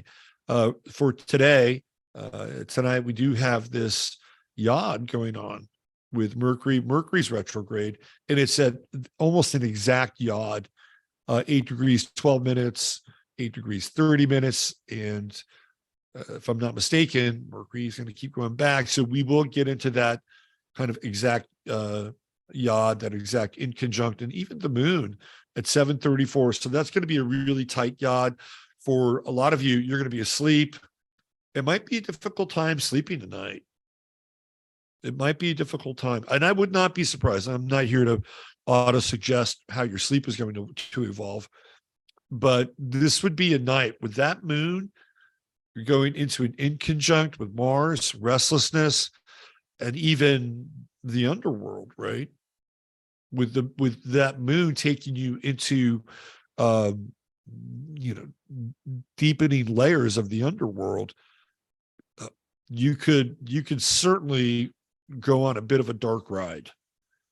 Like I would not be surprised if there's phantasmagorical energies in the dream world tonight, some of which might include some very scorpionic themes: death, sex, violence. I've got a 12th house Scorpio. I've had fucking dark dreams most of my life. They have these sleep charts in human design. And I think one of my channels, or one of my sleep descriptors is like nightmares, hell. I mean, I just like, man, not good, right? And I've had a lot of dark dreams over the course of my life. So when you look at your 12th house, you can get an insight into your dream world, because the 12th house to me is the house of dreams. right? To me, the 12th house is the house of sleep. I mean, that's where literally you can dream, you can astral project, you can leave your body. So much can happen while you're in the sleep state, right? So look at what is defining your 12th house, or look what the cusp is of your 12th house, and you'll get a sense as to how your sleep and how your dream life how the sign plays a role in your sleep and your dream life. And if you have a very active 12th house, sometimes sleep and the dream world may be more real and more important to you in some ways than when you're not doing it. When you're in the waking world and you're living your 40-hour or whatever hour week you live on, that may not be as important to you than what's going on over here. Your dreams, your daydreams, your nightmares. So you'll see that sometimes with a very active 12th house. So this is going to be a very interesting night, just in terms of energy. We have Mercury retrograde and this sextile with the moon. So, there is the ability to intuit and tune into your instincts and make something out of them, to be able to articulate them. But then what do you do with it, right? That is the yod. What do you do? What do you do with your feelings, and what do you do with your thoughts? How does it all work? How does it all fit together? And especially when you have Mars at 8 degrees busting out of the gates. So I would say that there's probably, again, a carryover from a sense of restlessness, which we've experienced. I mean, look at all the people that went through delays of frustration, starting around the holidays and culminating with, all this stuff that happened with the FAA and Amtrak. And of course, they'll probably have no problem getting over to Davos with their hand-selected pilots who fit a certain profile. And that profile would be the profile of somebody who is not at risk at flying at high altitudes, where the air pressure and the altitudes might do strange things to their blood and to their heart. And that's a fact. And we are looking at this week, I believe, if I'm not mistaken, the beginning of Davos and Mercury retrograde with the elites, the Capricornian elites, meeting deep behind the sun, right? Shrouded in a world of secrecy way back here. And I don't think, I could be wrong. No, I don't think I'm wrong. But to have the sun, and I talked about this on my show last week, to have the sun this close to Pluto, and to have an event like the World Economic Forum gathering at Davos, that's really symbolic. Really, really symbolic, right? Saturn represents the quote unquote elite. I mean, they're meeting at the top of the highest mountain in Switzerland, which puts it at the highest point in Europe. So they're literally looking down. Like, that is the pyramid, right? That is the height of Capricorn. And when you get into Pluto, you get into transformation in a very big way. So you have these elites, governmental, a lot of them from the United States, which we've talked about on my show the other day. They're all getting together. This is a pretty intense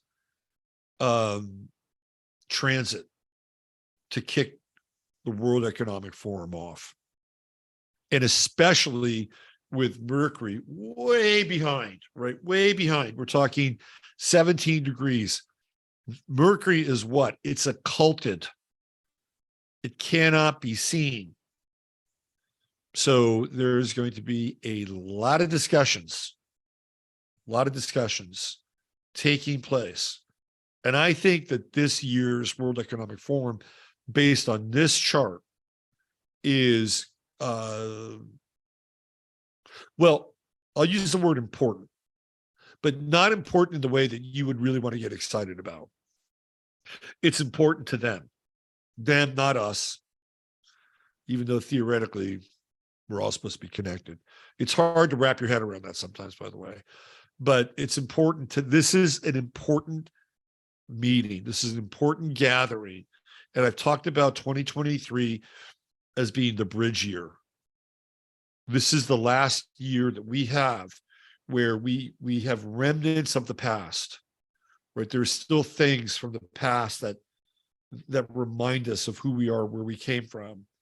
In 2024, once Pluto moves into Aquarius, once it ingresses permanently into Aquarius, the past is gone. And 2024 has very, very different energy than 2023.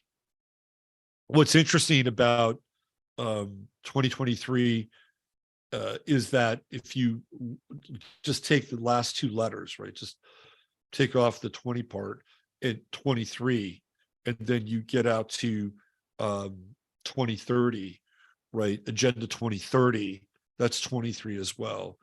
So what we're looking at here between 2023 and 2030 is a 7-year cycle. And 7-year cycles are Saturn cycles, right? So we are in the beginning of this Saturn cycle from 2023 to 2030, Agenda 2030.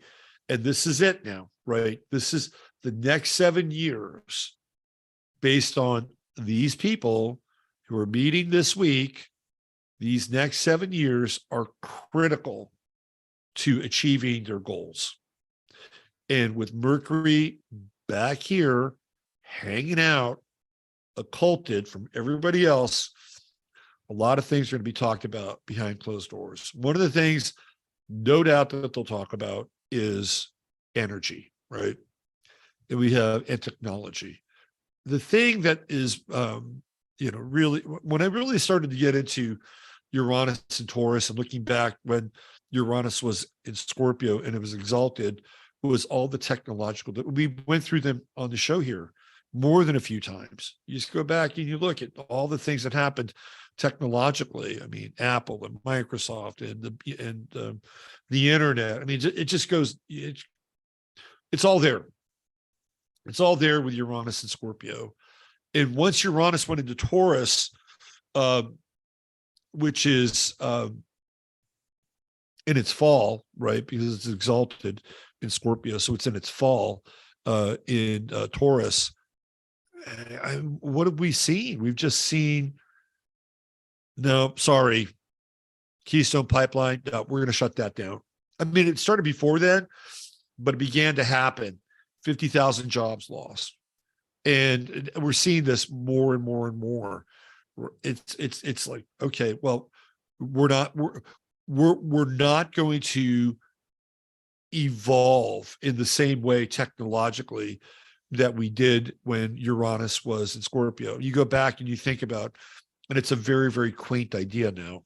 You think about Steve Jobs and you think about Steve Wozniak and their friends in that garage in Cupertino, California, putting together the first versions of the Apple computer. That is Uranus and Scorpio. That's when people have their hands on the technology, that they could take something. It was kind of like the new version of building a hot rod. Like there were guys that had part of car culture. So they would go, yeah, let's go into the garage and turn some wrenches and put on this really, cool header and whatever, let's go to a 4-barrel carb on this thing. And right, that's where it was before. And then you fast forward to Uranus and Scorpio, and those wrench monkeys and those grease monkeys, they didn't go away, but there was the technological version of that starting to happen. And that ain't happening now, right? That's just not happening. And in fact, one of the things that is a symbol of that is during the lockdown, so many businesses really took a hit. And one of the places that I used to love to go to was Fry's Electronics. And, they have all these really interesting themed stores with Fry's, and you could get anything for your computer. If you wanted to get a hard drive, or you wanted to get a shell, or you wanted to get a fan or whatever, right? If you were somebody that wanted to innovate, or you wanted to do this stuff on your own, Fry's was always the place to go.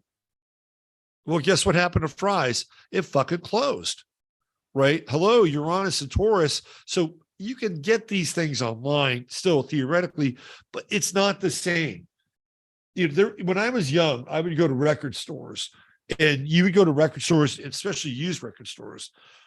You'd thumb through the bins and you would meet people. That's how so many people in bands met other people. It was like somebody in a record store, oh, you like this, or I like, oh, we like the same thing. What do you do? Well, I play the drums. Oh, I play guitar.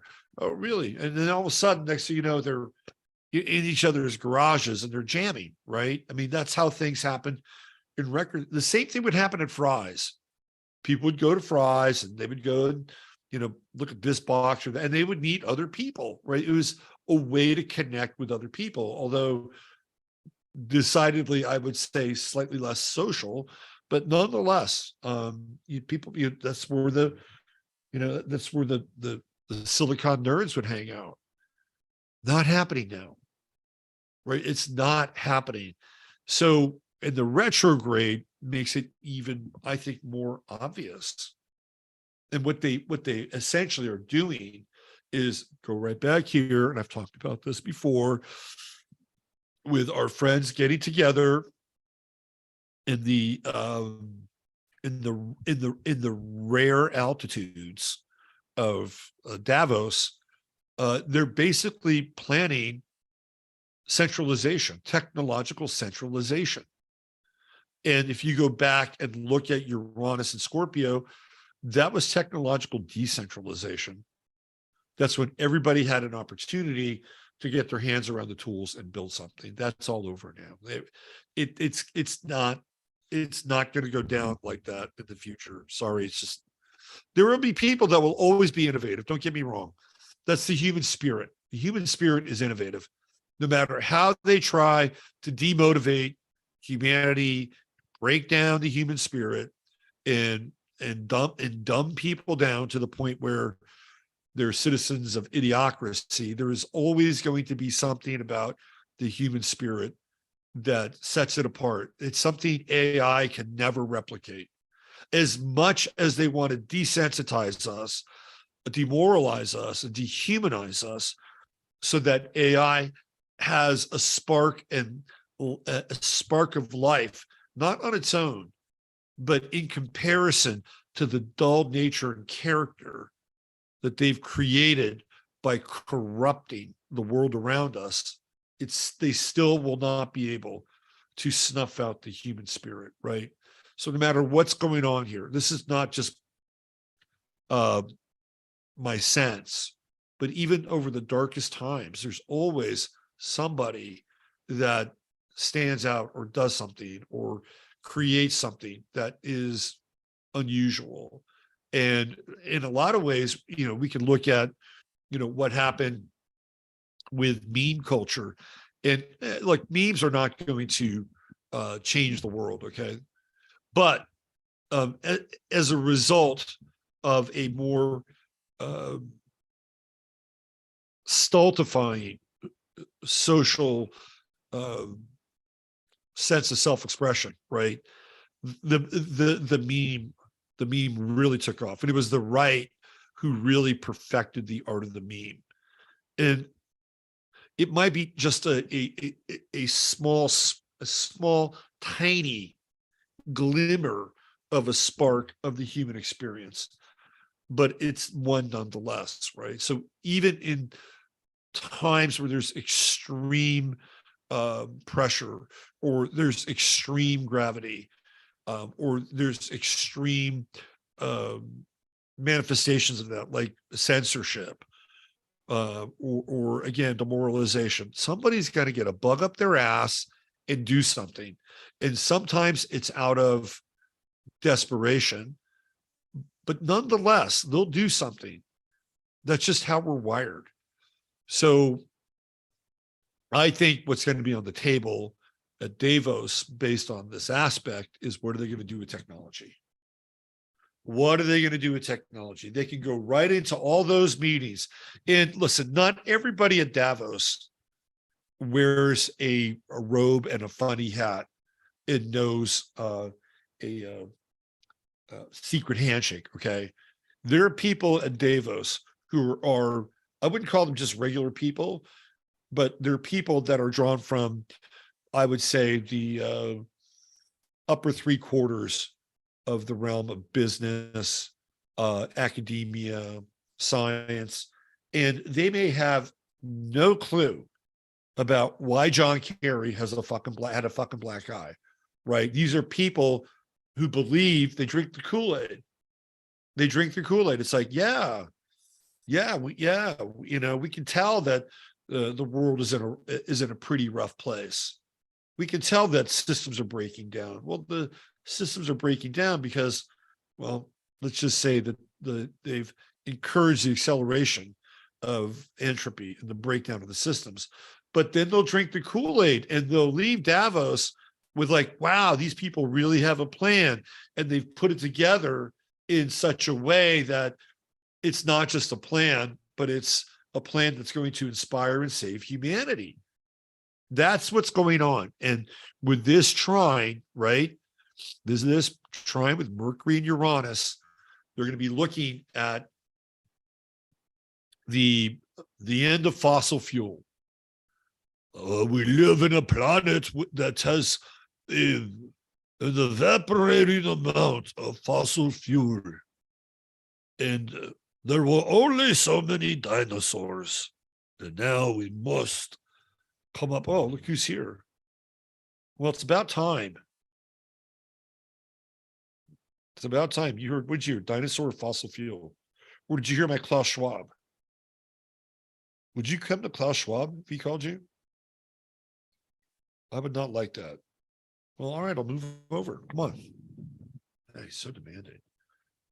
Company comes over, they treat him like a fucking king, and he gets an attitude. You have a little bit of an attitude. I mean, I love you though. No, your attitude is an attitude we can handle. But that's what'll happen. See, that's what'll happen this week. They'll be like, yeah, we've seen the light. Oh my God. You can't believe what we're up against, but they have this incredible plan, soup to nuts, A to Z, all the way, top down. And they're granting me the privilege to be a part of it. That's how it works.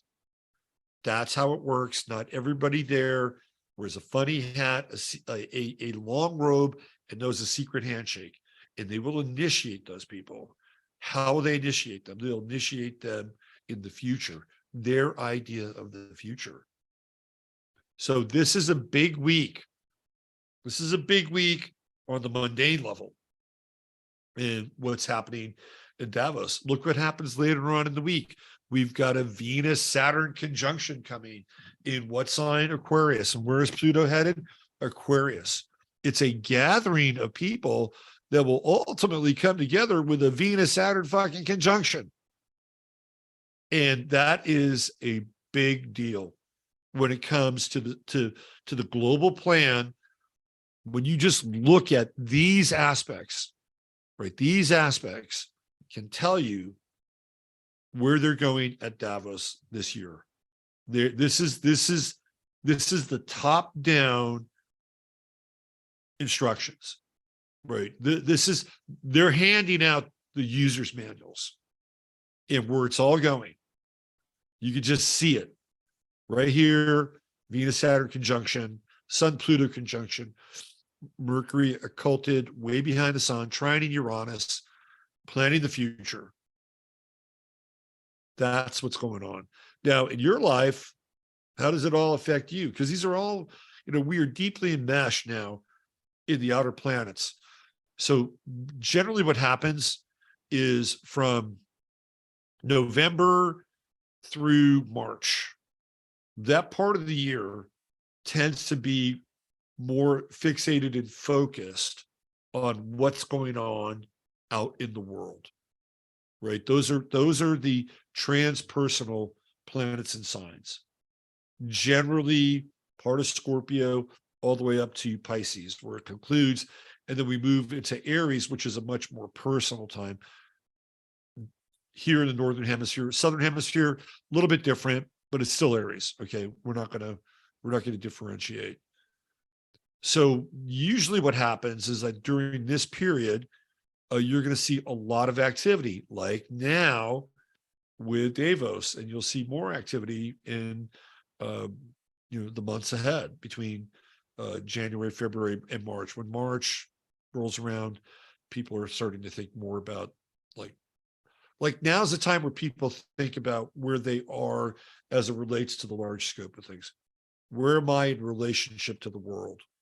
Right? Where am I in relationship to these massive titanic forces that are moving in our life?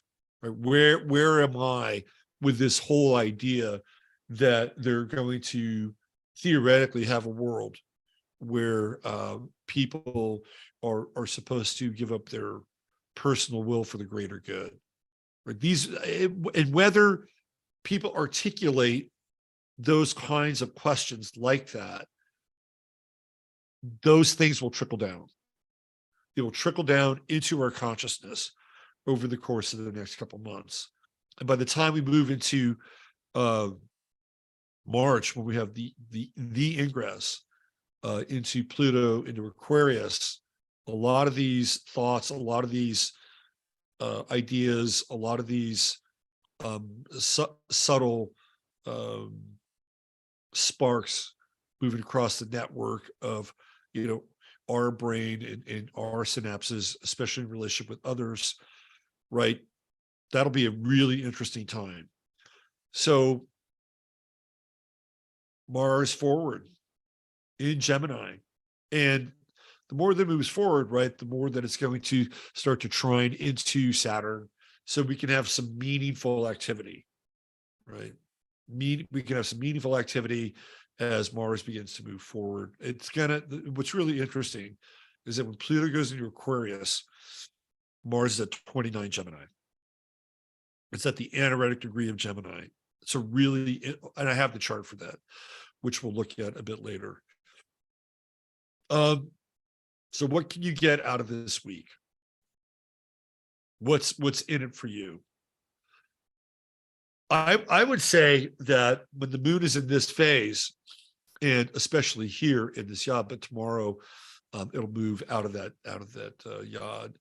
When it's in this phase and the moon is kind of shutting down, one of the things that you want to do is you want to tie things up, or you want to be able to just look at where you've been for the last 20 days, right? What did you start on the new moon? What kind of projects did you begin? Because this is when the moon is going to sleep, right? Literally going to sleep. And the emotional activity and the emotional content, though excited here in Sagittarius and opposing Mars as part of that transit, it's diminishing. The capacity to have a lot of emotional juice on the table is diminishing. Jupiter is moving forward 3 degrees Aries.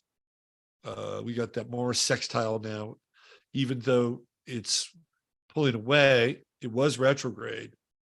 And I do like the Mars Jupiter sextile. So if you have a good idea,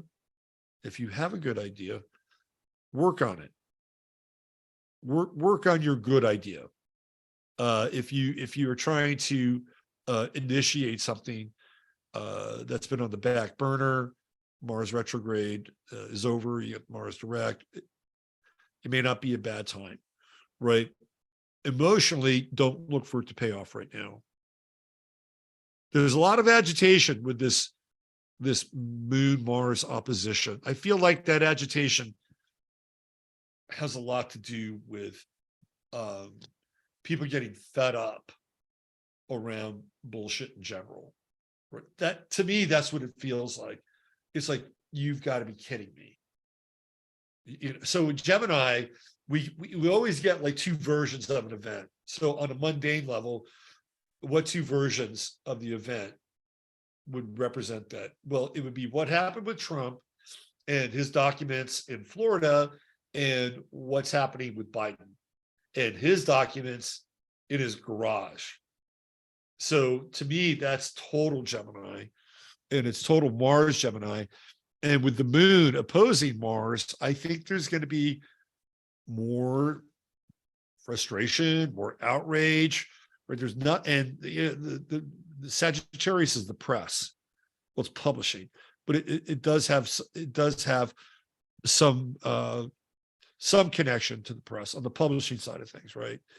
So that's going to be really interesting in terms of an event, and even the fact that they found his documents in a Corvette of all things. I was looking up the definition of Corvette, and it was pretty interesting. Let me see if I can bring it up here. Because we see these things like, oh yeah, well, what does a Corvette mean? What is the definition of a Corvette?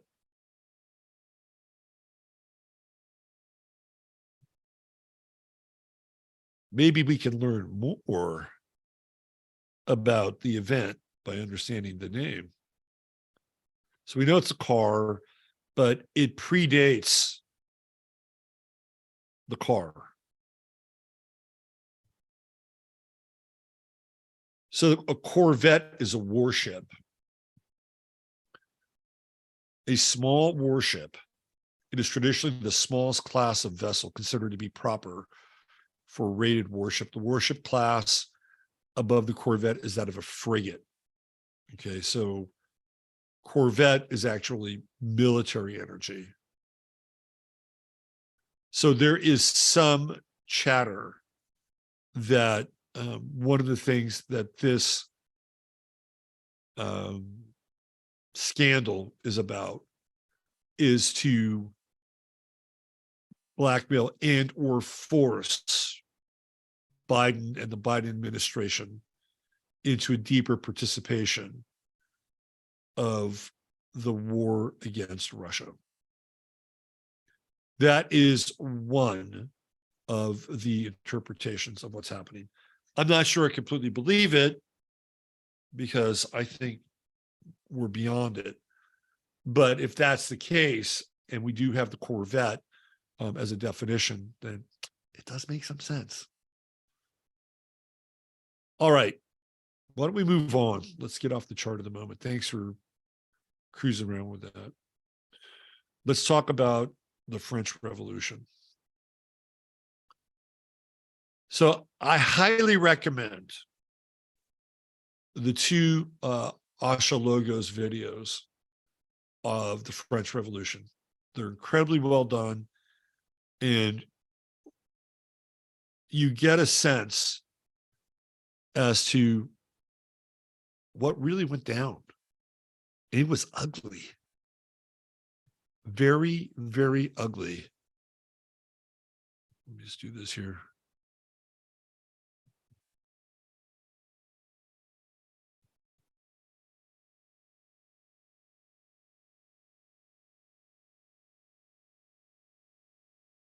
Okay. Now I'm going to lean into the bigger figure here.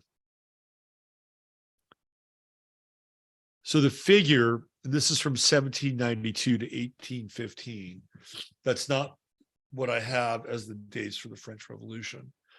But the figure is anywhere between 600,000 to 1.3 million people died during the French Revolution.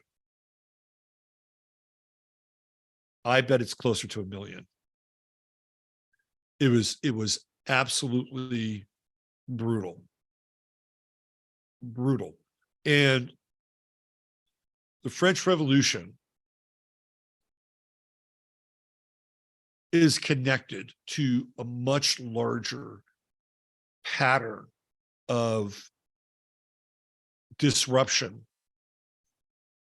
through violence, death, and bloodshed. And in fact, the French Revolution is the pattern for almost all revolutions moving forward, including the Bolshevik Revolution. And somebody's trying to call me. Not happening. Give me 1 second. Probably my kid. He always calls me when I'm on the air. He doesn't know that I am, though. He just doesn't.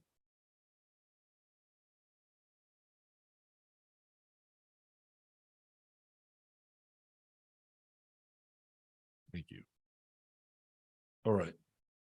So the French Revolution it set the pattern, the blueprint for almost all other revolutions to follow. And just to put it into context, we all know about Marie Antoinette, Louis XIV, and losing their heads. Now, I knew it was going to ring again. I knew it was going to ring again.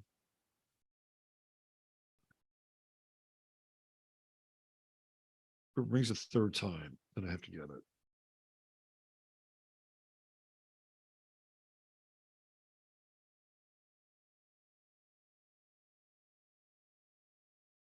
I really should turn my phone off. Okay.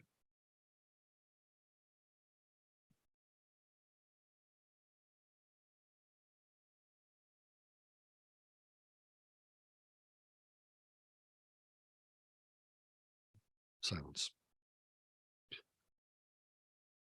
As I was saying, every revolution from the French Revolution is the blueprint.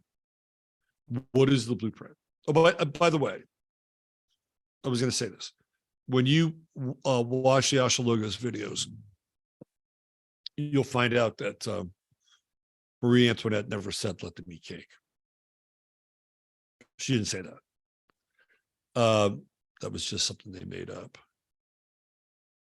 to make her look worse than she was. The victors get to write the history. And the French royalty were not the victors. And I remember a long time ago when I started to go down the rabbit hole, I started to poke around the French Revolution. And one of the first things that in rabbit hole world was that it was all engineered to do a couple of different things. Number one, to wipe, they did it, number one, because they wanted to see if they could do it. That's number one. Number two, they wanted to wipe out the ruling class. They wanted to wipe out the aristocracy, the landed aristocracy, which had been around really since the time of Charlemagne, and even before Charlemagne. Like there's people like Clovis and all these other, really Childeric and all these older French rulers, right? Who were theoretically where it all started. So, and out of that, you have the French aristocracy, which at the top you had Louis and Marie Antoinette. And the whole idea was to completely just gut the country. And if you were somebody that was outside of that system, you didn't want any competition. And that's one of the main reasons why the French Revolution happened. Because now all of a sudden, with those people who had land, had riches, had wealth accumulated over generations, they no longer were tied to them. And their assets in the aftermath of their deaths weren't seized. They were just occupied. And it was a revolution that was stirred on by propaganda. And when you really drill down and you look at the map, like I talked a little bit about memes. Well, they weren't quite memes, but they were close. Satire played a huge role in desensitizing the public prior to the French Revolution. So they would have these satirical commentaries, comics, illustrations, pamphlets. If there was a newspaper, they had satire in the newspaper. So satire was a tool that was used to completely run down the upper class and to desensitize people to doing anything. Well, desensitize people to abandoning their moral precepts.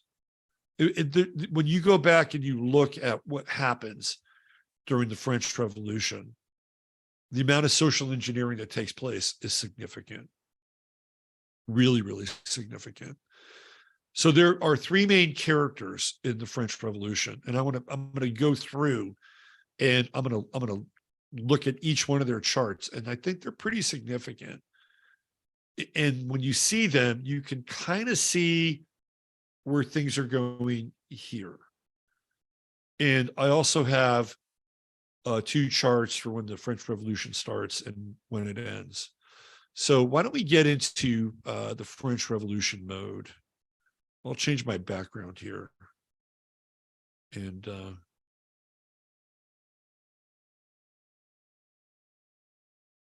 let's do that. I've got the French Revolution going on in the background now. And you'll be able to, through the magic of time travel, be there when these infidels and heathens lay waste to Paris and a great deal of the French countryside. Weapon of choice, the guillotine. When we think of the guillotine, we think of Algol, the star that's at roughly 24, 25, Taurus, connected to decapitation, Algol and alcohol, losing one's head, right? That's what the guillotine is about, losing one's head. Algol, if you drink too much alcohol, one loses their head, therefore the name, right? What's interesting about, and I did this a long time ago, maybe 2 years ago, I did a show on the French Revolution and Trump and Ivanka, comparing their charts to Louis XIV and Marie Antoinette. And it was kind of interesting, the parallels. Trump has Algol right on his midheaven. And there's the executioner. This is a big part of the French Revolution. Really big part. And you can look down and see below that the rabble, and a lot of times they were wearing the Phrygian cap, as you can see over here. It was a very popular accoutrement for the head. But this was all about inciting the public. And let's get into some of the people. Inciting the public to the point where they were literally rabid and frothing at the mouth. And they gave them, these ideals, right? These grand, eloquent ideals, by the way, which were written by Thomas Jefferson. Like Thomas Jefferson put together one of the documents for the French Revolution. Do with that what you will. All right, so let's look at some of the characters from the French Revolution. And you're going to see why I'm getting into this. I want to start with this person who is credited with being probably the engineer. And when I say the engineer, I'm talking about, again, information, propaganda, mind control. You think mind control is something new? No, mind control has been around a really long time. Using the power of the press and using events that would theoretically instigate and trigger people, again, much of which is manipulated. They were able to control the masses in a very stark way. Think about how all of the means at their disposal now. Think about that. Back in the day, they had pamphlets, cartoons, gossip, word of mouth. The first person we're going to look at is Paul-Marat. Paul-Marat had neither talent nor originality, but what he had is the ability to be cunning and crafty to the point where he was nearly, well, first of all, he was feared. All these guys were feared up until they all turn on each other, right? This is the one thing you'll find out about revolutionaries. Eventually they all eat their own. And Marat's demise is very much connected to his chart, which I'll talk about. But this guy was he was one of the designers of the blueprint for the French Revolution. And the way that he was described physically was, people compared his facial features to that of a frog, and not a frog in the French sense. But look at this quote: a frog with a jutting chin. Man has the right to deal with his oppressors by devouring their palpitating hearts. This was the guy who basically ran the presses for the French Revolution. And by the way, he means this, right? First of all, he's a Gemini. I'm not going to speak ill of Geminis. I've taken heed for that. But I'm telling you, man, when it comes to flipping scripts and bordering on being a dark hermetic trickster, like Gemini is right out in front of the pack. Right out in front. Gemini and then Aquarius when it comes to the ideological and sociological stuff around revolutions and overthrow and being radical. And what do we have here? Well, we got a Gemini, 3 degrees Gemini, and he's got this Sun, Mars square and Mars, Jupiter conjunction. So you're dealing with an edgy person just in general, right? I mean, the description is that he would, walk around like, he was always in a frantic state of convulsion. His eyes would bug out. I mean, this is a guy that did not have a whole lot of patience for anything. And so he's got this Sun Mars square. There's impatience, and Jupiter is going to just expand Mars, right? So it's going to expand any sense of violence that the dude has. Now, I created this chart. There's no time. There's only one time for one of these guys, and that's Robespierre. So Robespierre actually has a chart that's defined by the time. I gave him a Capricorn rising because he just looks so strange and unusual. And sometimes with Capricorn on the ascendant, you'll see that with people. Like every now and then, people will have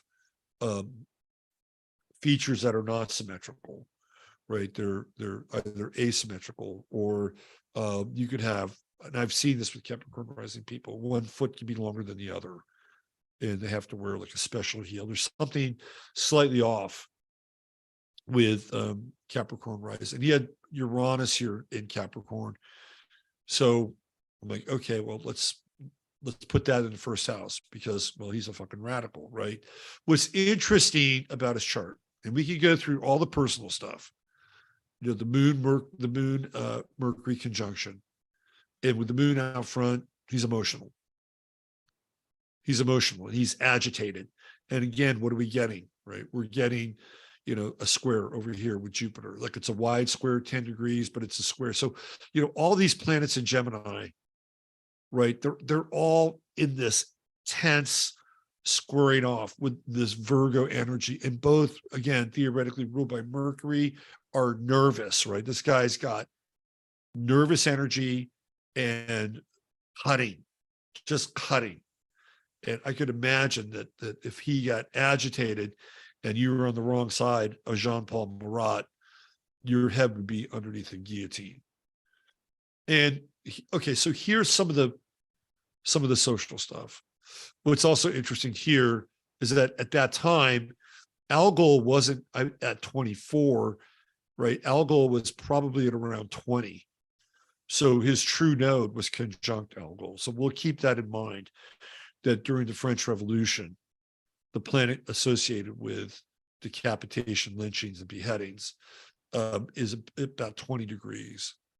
So the reason why I thought this was interesting and timely are the outer planets. So when you look at Marat, he's got Pluto and Scorpio.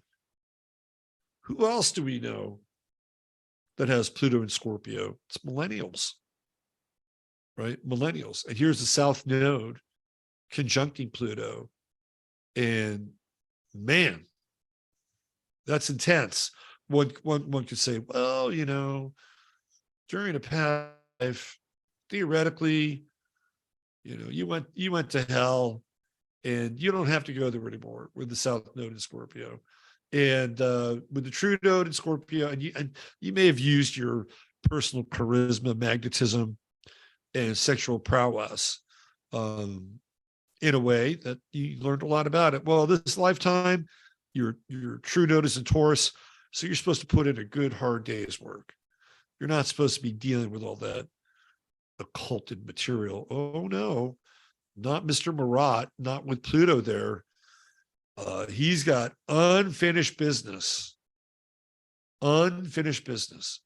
And I think he could probably lean into the Cancerian energy, which is, oh, well, people must get the things that they need in everyday life. And, why should the king and the queen have these things when we can all have these things, right? It's very Cancerian.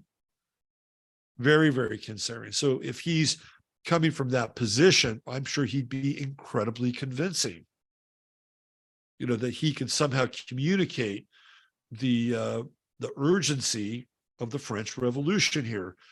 But also, Leo represents the royalty. And he's got that Saturn right there at 29 degrees. Even that's in square with the sun. He hates royalty. He hates the king and the queen and anything that goes along with it, right? Mars over here in Virgo, he wants them done. But I think what's interesting, and we had our friends over last night, and I'm not going to. Well, how do I say this in a way that is well, I've already.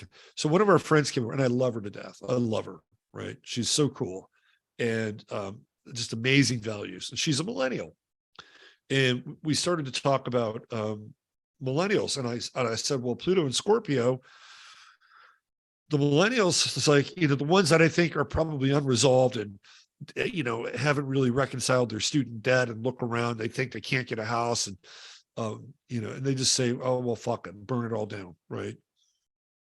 I think that's one of the things that really grabbed me first when I started to look at the millennials. And I started to compare them to the children in Childhood's End. In a lot of ways. And right when I started to do that, the remake of Childhood's End came out. And to me, that, and when I said that, and this is a person, I love her to death, and she's like, yeah, I'm not like those people, but I'm in agreement with them. Right? That is Pluto and Scorpio in a nutshell. It's to burn it all down. Burn it all down. And this is what Paul-Marat is doing. He, for all intents and purposes, even though, of course, we're dealing with different, scale times, whatever, right? He's a millennial. He is a millennial in the French Revolution, and he wants to burn it all down. Here he's got Pluto in conjunct Mercury, so he's going to use his sharpened skills of language and rhetoric to bring about the change that he believes is essential and critical to his revolution. Man has the right to deal with his oppressors by devouring their palpitating hearts. Think about that for a second. Of course, he has other quotes that sound far more high-minded, much more in alignment with what we would think somebody would be spouting during the French Revolution. You know, ideas of freedom and liberté, and you know, all those fair-minded and high-minded things, like, you know, like kind of how they are today. There's plenty enough for everybody. Let's redistribute the wealth. That's what we need. Wealth redistribution. Yeah, all these fucking capitalists and these boomers off with their heads. Life would be better without them. Let's just, you know, but it's not just a class thing now, because, and this is a whole other part of it. The communists figured out that they couldn't separate Americans around class. What they figured out is they could separate Americans around race. And then when you fuse class and race together, then you've got a very, very powerful tool. It is the kindling, and it is the kerosene, and it is the match to start a revolution, right? So these guys are classists. It's all about the ruling class. And he's, you know, Pluto and Scorpio. Hello, this is the energy, and this is the guy that's the fire starter. He is the fire starter. And you can even see it in his chart, that combustibility between the sun and Mars, right? It is so nervous and tense and edgy and willing to prove a point at almost any cost. Now, what's interesting about Marat, and you look, and I again, right, when I did this, I thought, well, let's tack a Capricorn, right? And I don't think I'm that too far off, actually. When I tell you his death story, I think this is actually a pretty good version of his chart. I think it's a pretty good rectification. Look at Pluto on the midheaven, right? He wants to burn it all down. Right there. Hello. Let's burn it all down. Okay. So there's this woman who, by the way, is a Leo, if I'm not mistaken. Her name is Charlotte Cordray. And Charlotte Cordray knew the Queen. And she didn't live in Paris. She lived outside of Paris. And she saw what was going on. She saw the carnage. She saw the damage that it was doing to the country. The damage that it was doing to the French people, even though the French people didn't understand at the time what was going on. So she wrote a letter, and she sent this letter to her father. You can read the letter. And she's basically telling her father, I think she lived in like Flanders or someplace like that. She's telling her father that she's grateful for all that he's done. And you know, she's basically, you know, counting her blessings and giving thanks to, you know, his inspiration to her. And then what happens is that then she tells him, without telling him, what she's going to do. And what she's going to do is something that she believes will save the lives of 100,000 people. She's not completely clear, but they used this letter. They found the letter and they used it at her trial. So what she does is she goes to Paris and she gets a knife.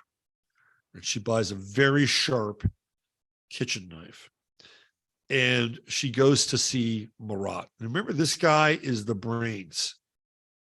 He is the ideological brains behind everything. There are other people.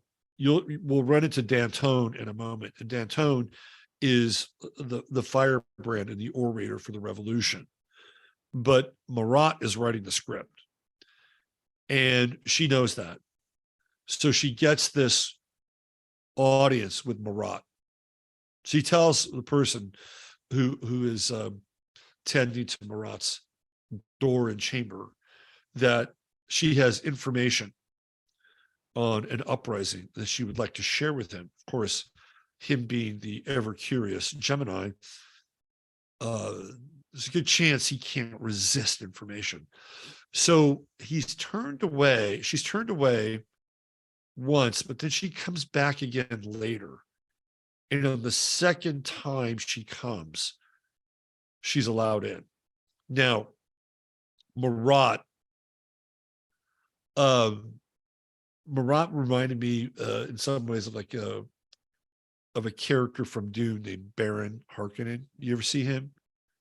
In David Lynch's movie Dune, he has all these weird boils on him, and they're always trying to extract whatever kind of unctuous goo is, boiling up outside of his skin. It's a very visceral couple of scenes. They're kind of hard to watch. Well, Marat had something similar. He would have these sores on his body, these open sores, because he was a vile and disgusting man.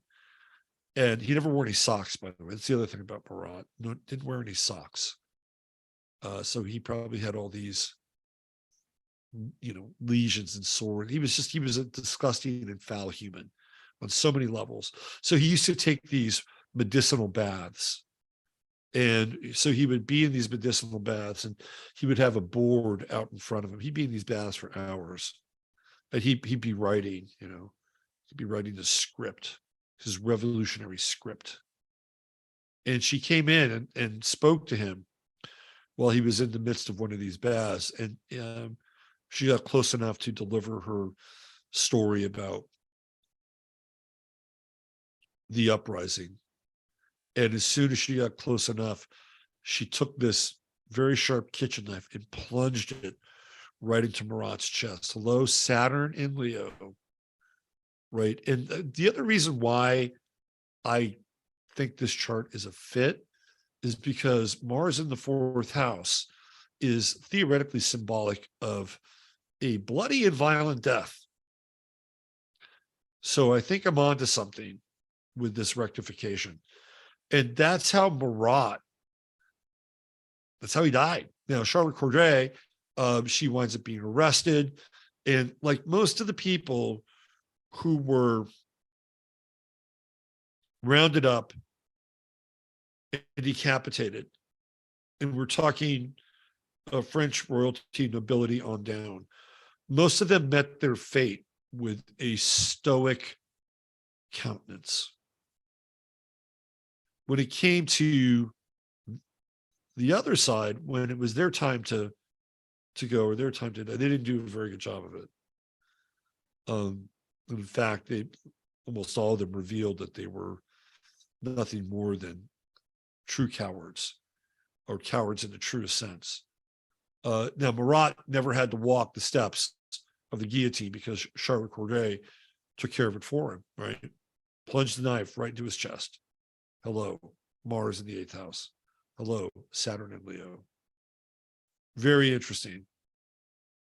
But what I'm getting at here with this chart, when we look at, again, the astrological correspondence, to me, it's Pluto and Scorpio. What's also interesting is that a lot of the millennials, and I would dare say almost all of them, have, well, not all of them, because some have Uranus in Sagittarius, if I'm not mistaken. They have Uranus in Capricorn, right? So here's another outer planet aspect that is shared with the millennials. Neptune, of course, would be over here somewhere in Capricorn, but in this chart, we see Neptune in the sign of Cancer.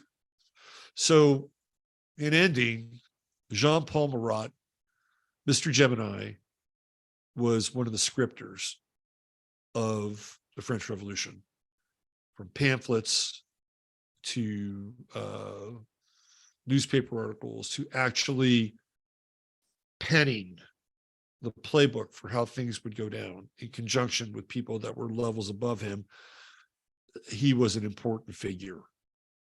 And even though he could at times couch sentiments in something that sounded like it was good for the people, and Cancer is the folk, right? Cancer and Virgo are the folk.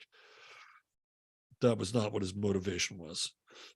His motivation was the absolute destruction and desiccation of royalty, aristocracy, the French way, and even religion. So some people might say, "Oh, this is my kind of guy," right? But he is generally seen as being one of the more despicable characters of that period. All right. So what else grabbed my attention with the French Revolution? Well, it's these two other players. Why don't we start with Danton?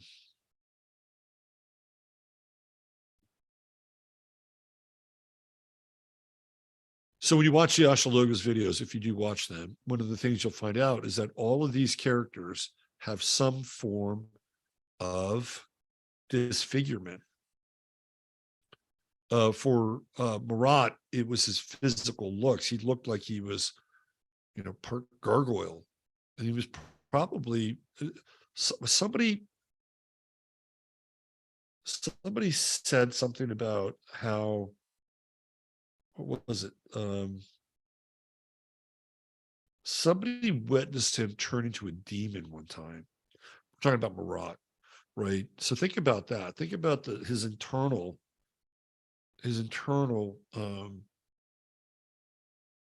guts and how they manifested on the outside. Okay, so let's look at Danton.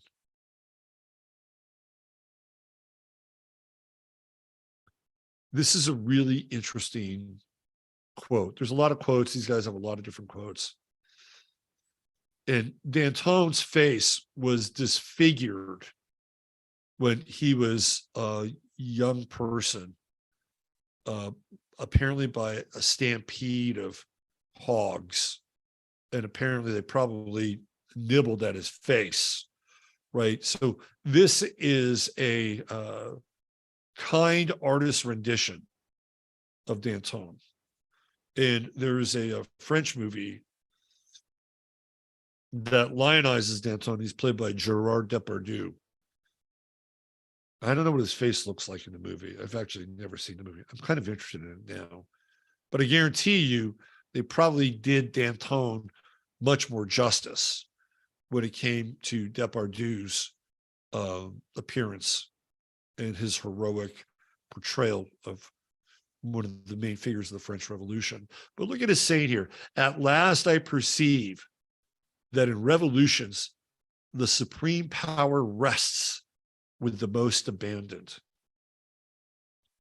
And again, when I read that quote and I looked at the fact that he was disfigured, right? That he saw himself as a physical outcast amongst, this other group who were more perfectly refined or perfectly ordered in their peerage.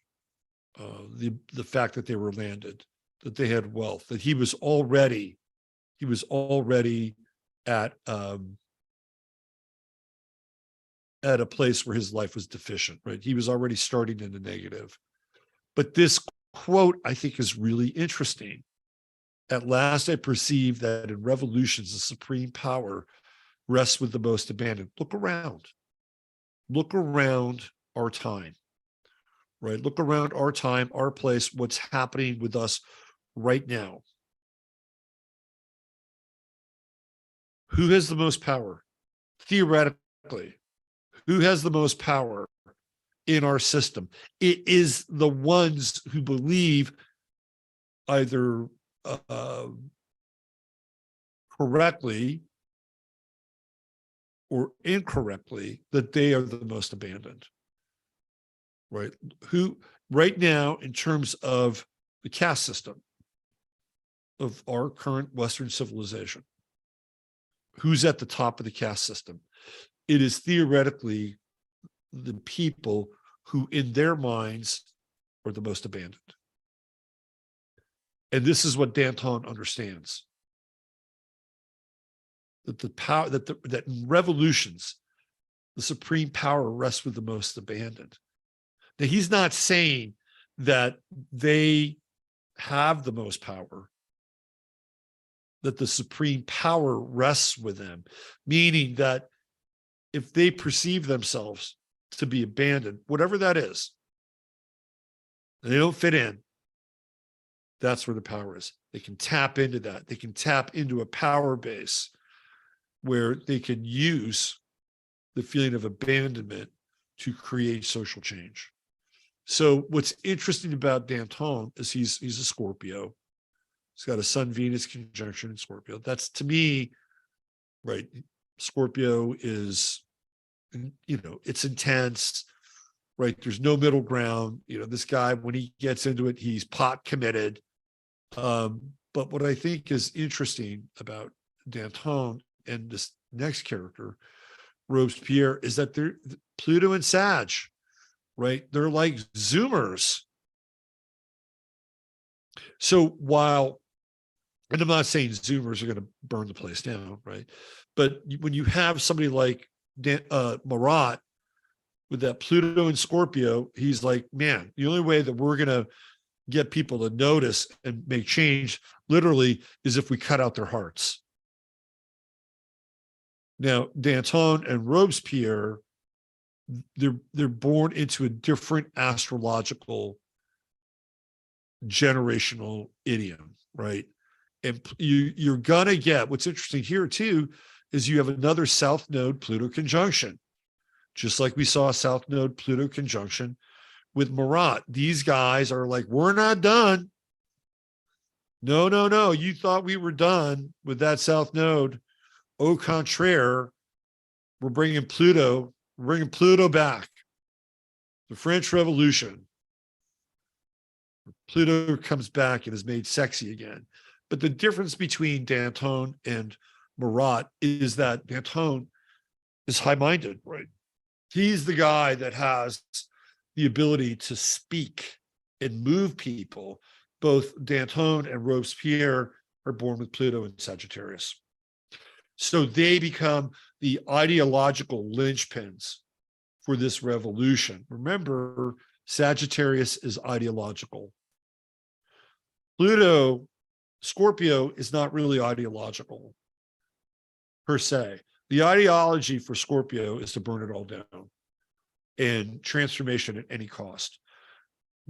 These two characters and the people that they're literally representative of for the time that they're in are going to use Sagittarian ideals. They're going to use systems. They're going to talk about things like liberty and freedom and things that sound really good to a generation of people that are connected with Pluto and Sagittarius. But at the end of the day, they're playing a tag team role, right? So if we look around at how these generations have unfolded, and we have Pluto and Scorpio laying down extreme terms and conditions, it's all got to go, right? This goes back to Alexandria Ocasio-Cortez, and we were talking about this last night, and I said, when I first saw her, and she started talking about the Green New Deal, I'm usually a pretty good judge of character and a pretty good judge of like where things are going. And when I heard her say that, I have to admit, it's like, she's fucking ridiculous. And now in retrospect, and I should have really known this too, because now we can just see it. They tell you what they're going to do and they're just going to go do it. And I thought, nah, that's not going to happen. That I just think of how much money it's going to cost to get rid of all these old buildings and rebuild all these, old buildings, put new buildings in their place. I mean, I just thought the massive amount and the cost of this whole idea of the Green New Deal was it wasn't doable. I was wrong, right?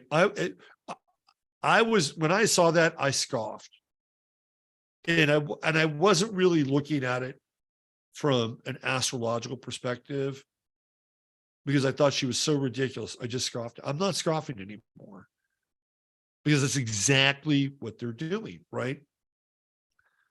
So that's a burn it all down person. She is a burn it all down.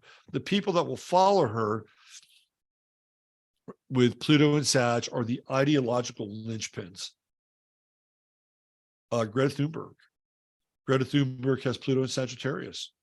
She's young, but there are plenty of Greta Thunbergs in the world who are ideological linchpins to lead this so-called social, ecological, monetary revolution.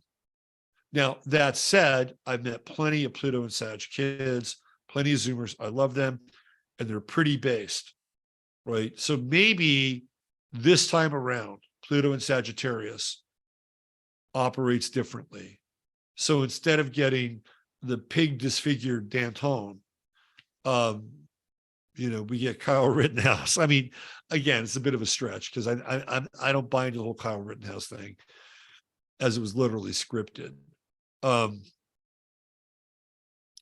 But I think that there's something here, right? The other thing, just from a rectification perspective, is Chiron. And when I thought to again, I'm trying to figure out, well, there's no rising sign from no birth time. Well, yeah, he's revolutionary, and his face was disfigured, right? His head was disfigured. And I'm thinking somewhere between 2 and 4 years old, boom, let's put Chiron on his ascendant. It fits, right? To me, it fits in a lot of ways. Saturn in Pisces, hello, coming up on Saturn in Pisces.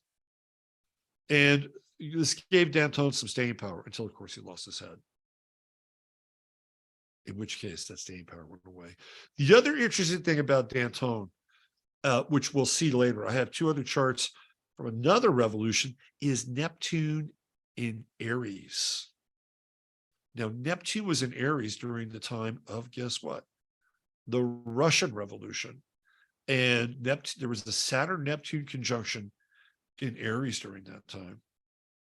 And what did they do? They got rid of the royalty. What does Danton do? He gets rid of the royalty. Leo is the royalty, right? It is the ruling class, and he's got a Mars conjunction there. And that's the business of his Mars. He's going after the ruling class. Danton, again, very effective at what he did, how he did it. He was one of the great orators and agitators of the French Revolution, and all of it coming out of that ideological furnace of Pluto and Sagittarius. Again, kind of resembling a little bit of people that are, what's really interesting is that this generation right here, just playing it out, right? There's a generation of Zoomers that are born with Pluto and Sag and Uranus in Pisces, right? That Neptune in Aquarius and Uranus in Pisces. And they come on the scene right around, I think, 2003. So even here astrologically, we have a cross section of young people that were born within the last 20 years, right? 20 to 21 years, who have aspects, if not exactly by degree, mirror some of the aspects of both Danton and Robespierre. Very interesting stuff.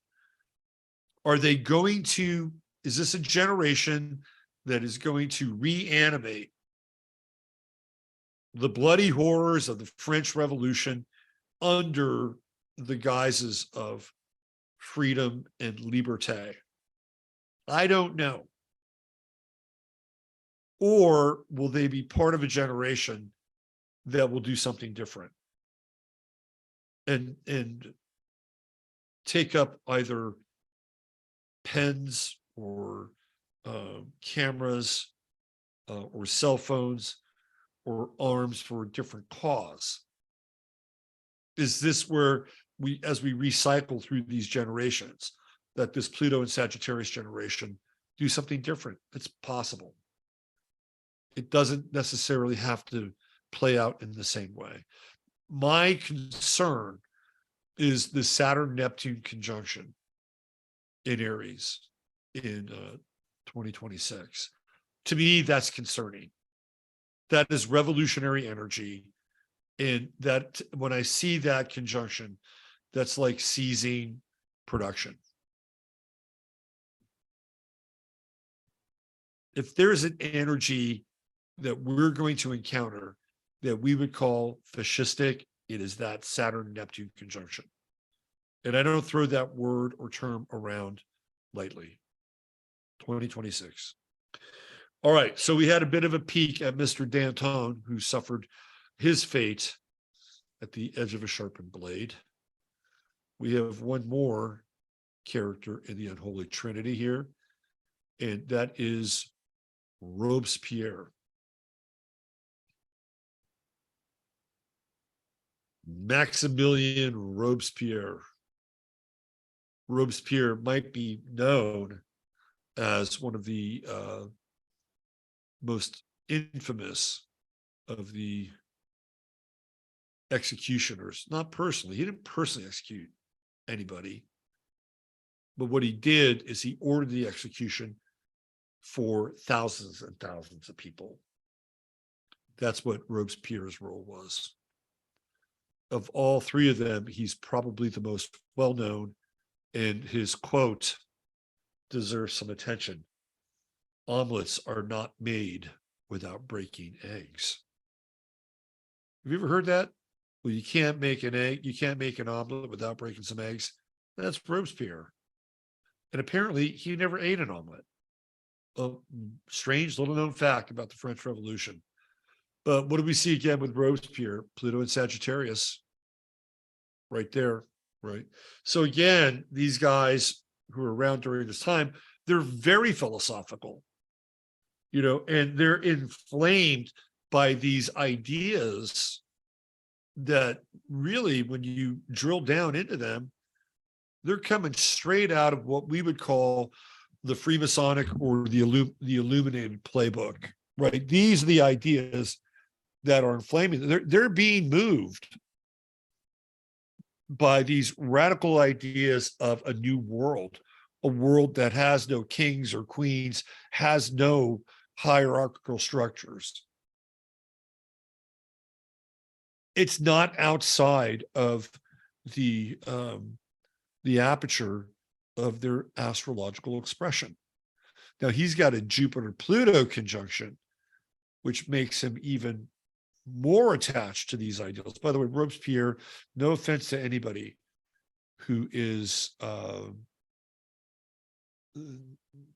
lesser in height. Robespierre was 5'3" with lifts. So you have a guy who is 5'3" with lifts. You have another guy whose face was horribly disfigured by pegs when he was young. And then you have another guy who had these incredibly bulging eyes, the lips of a fish, a protruding jaw, oozes from his body, and has been spotted at times turning into a demon. These are your three figureheads for the French Revolution. They're all stunted in some ways. Now, Robespierre was a very ambitious person, and he was a student of Jean Rousseau, the famous French philosopher, noble savage and all that stuff, right? Man has to return to his roots before he became cultivated. So he's got it. He's got the higher learning in spades with the Pluto-Jupiter conjunction. But remember now, this is his birth time. This is his birth time. Pisces rising, Uranus on the ascendant. He's a freaking revolutionary, right? He's a revolutionary. Look, when I lived in California, my chart was relocated. I grew up with Uranus on my ascendant in Leo. I loved it, right? I had a lot of fun. I didn't always get shit done because of Uranus, but I had a lot of fun and I was very rebellious. And that's what Uranus does on the ascendant. It creates somebody who's, I can tell you right now too, Robespierre, even though I don't have the full encyclopedic breakdown of his life and curriculum, I guarantee you this dude knew about esoterica. This dude studied the occult, more than likely a lodge member. And he's, of course, he's going to be revolutionary. He's got a Uranus-Pluto square. That's his role, right? I mean, he's going to live this out. He might be known as one of the greatest revolutionaries and one of the most how do we say this? Despised ones. I mean, when you think of somebody who, is at the, he's both planning and engaged in, creating all these lists of people who got to go, right? So he's in the background, but he's also in the forefront. So he's, part of the brain trust, but he's also the tip of the spear of this thing. And he's despised. He's utterly despised, ultimately. And so when it came time for them to take him out, because they always eat their own, they gave him the opportunity of taking a gun and putting it to his mouth and pulling the trigger and killing himself. It was kind of like that moment with Rommel where they said, okay, Rommel, you can either have the firing squad or you can shoot yourself. What's it going to be? Rommel shot himself. He was a soldier. He didn't want anybody else shooting him. Robespierre said, okay, but he was so freaked out that he did a very poor job. And what he did is he shot his jaw.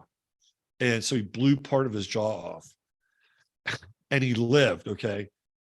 So here we go. Here's all his Aries in his chart, right? Moon in Aries, square Chiron. He shot his jaw, blew it off, didn't go very well, didn't die. So now he had to get hanged still. And he had to wear this bandage. Excuse me. He had to wear this bandage around his face. And then he had to get hanged. So these guys didn't do very well. When it came to them, like they were all fine when it came to ordering all these other deaths. But when it came to their deaths, they all were more than cowardly. And so Robespierre had to have the indignity, right, of fucking up his jaw, bleeding in pain, parade him around, and then still had to get hanged. He deserved it. I don't lose any sleep over Robespierre. But again, I'm bringing this up, right? I'm bringing this up because you can just see how Pluto and Scorpio, Pluto and Sagittarius, how certain people lay the role with that Pluto and Scorpio. Pluto and Sagittarius, they grow up and they wind up leading this revolution when Pluto is in Aquarius during this time as well. So the other thing too, right, when you look at Robespierre and you look at Danton, they've got Neptune in Leo. So of course, with a Pluto opposition coming into their charts, Pluto and Aquarius being radical, right, revolutionary, what are they going to do? They're playing a role. They're playing an astrological role. They want to get rid of the monarchy. Hello, there's that Mars-Neptune conjunction. I think there's 2 years that separate both Danton and Robespierre. So it's a Mars cycle. Mars takes 2 years to come back to where it was. Hello, there's the Mars cycle right there, right? And I believe Robespierre is a little bit older. I think he's older than Danton, if I'm not mistaken. And they're both born around the same time. Well, no, I take that back. Danton is the solar, 2 years apart, solar opposite. Danton is a Scorpio. Robespierre is the Taurus. I guess they fit together like peanut butter and jelly. So I just wanted to bring up these characters, right? Because these characters, when the time comes, I mean, even with Marat, right? He's got that Pluto and Scorpio. And we have Pluto in Aquarius coming, and they're doing all this damage with Pluto and Aquarius. So with Marat, he's going to go through a Pluto square. And then with these two characters, their Pluto is going to come in. Well, for them, it was the opposition with Neptune. Now, what's interesting is we go all the way around the chart, and the Zoomers, most of them have Uranus in Aquarius and Neptune in Aquarius. So this is the thing that separates them out from their early Pluto and Sag predecessors. During a heavy duty Pluto in Aquarius transit in time, they will maybe not be in opposition in the way that Robespierre and Danton were, but instead, Generation Z, the Zoomers, might be more inclined to have a positively revolutionary relationship with the times ahead. Because that's the other thing with Pluto in Scorpio. You know, it's going to impact all these, Pluto in Aquarius. It's going to impact all these generations. You know, it's going to impact the boomers. Boomers, you're going to start to go through your Pluto oppositions. What's going to happen? Like the earliest boomers show up, I think 1942, Pluto oppositions. That's going to take place. The millennials are going to have the Pluto squares. The Zoomers are going to have Pluto coming in and conjuncting Neptune, conjuncting Uranus, and even sextiling around Pluto. So I don't think they're going to have the same role to play. That's my sense. But I also think that it's going to be a bit of a test. I mean, we've already seen how the millennials and the millennial spirit, and again, I'm not here to knock millennials at all, but we've seen the millennial spirit. And in some ways, I don't think it's a bad thing, right? It's like there are things about our society and our culture and our world, especially here in the United States, that needed a very, very deep cleansing. Let's put it that way. So I don't disagree with that. You know, just look at our foreign policy and all the shit that this country's done all over the world. It's not good, right? And unfortunately, we're probably going to have to deal with some kind of a reckoning around, although none of us really have anything to do with it directly, maybe indirectly but it's hard. Like, what do? You know, write letters to your congressman, you go out, protest. I mean, look, people have gone down that path, right? In the light or the darkness of trauma, collective trauma like 9/11, plans are made, and then the plans are made beforehand, but they're activated in the dark light of collective trauma. So this is going to be interesting to see how how Gen Z is going to show up with Pluto and Aquarius, because we know how these guys showed up. They were like off with their fucking heads. And this was the energy of the French Revolution, right? The Pluto-Neptune opposition. Very powerful with these characters.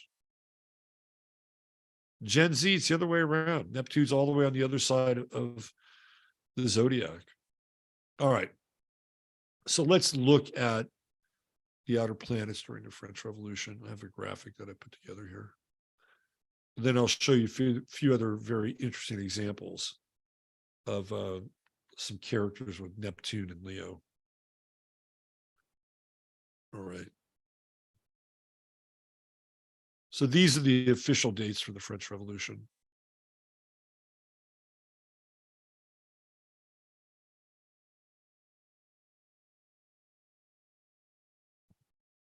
Uh, 5579, that's 1870. That's 3 years after 1776. And 5 is a very interesting number. 5 is the number of man. Right?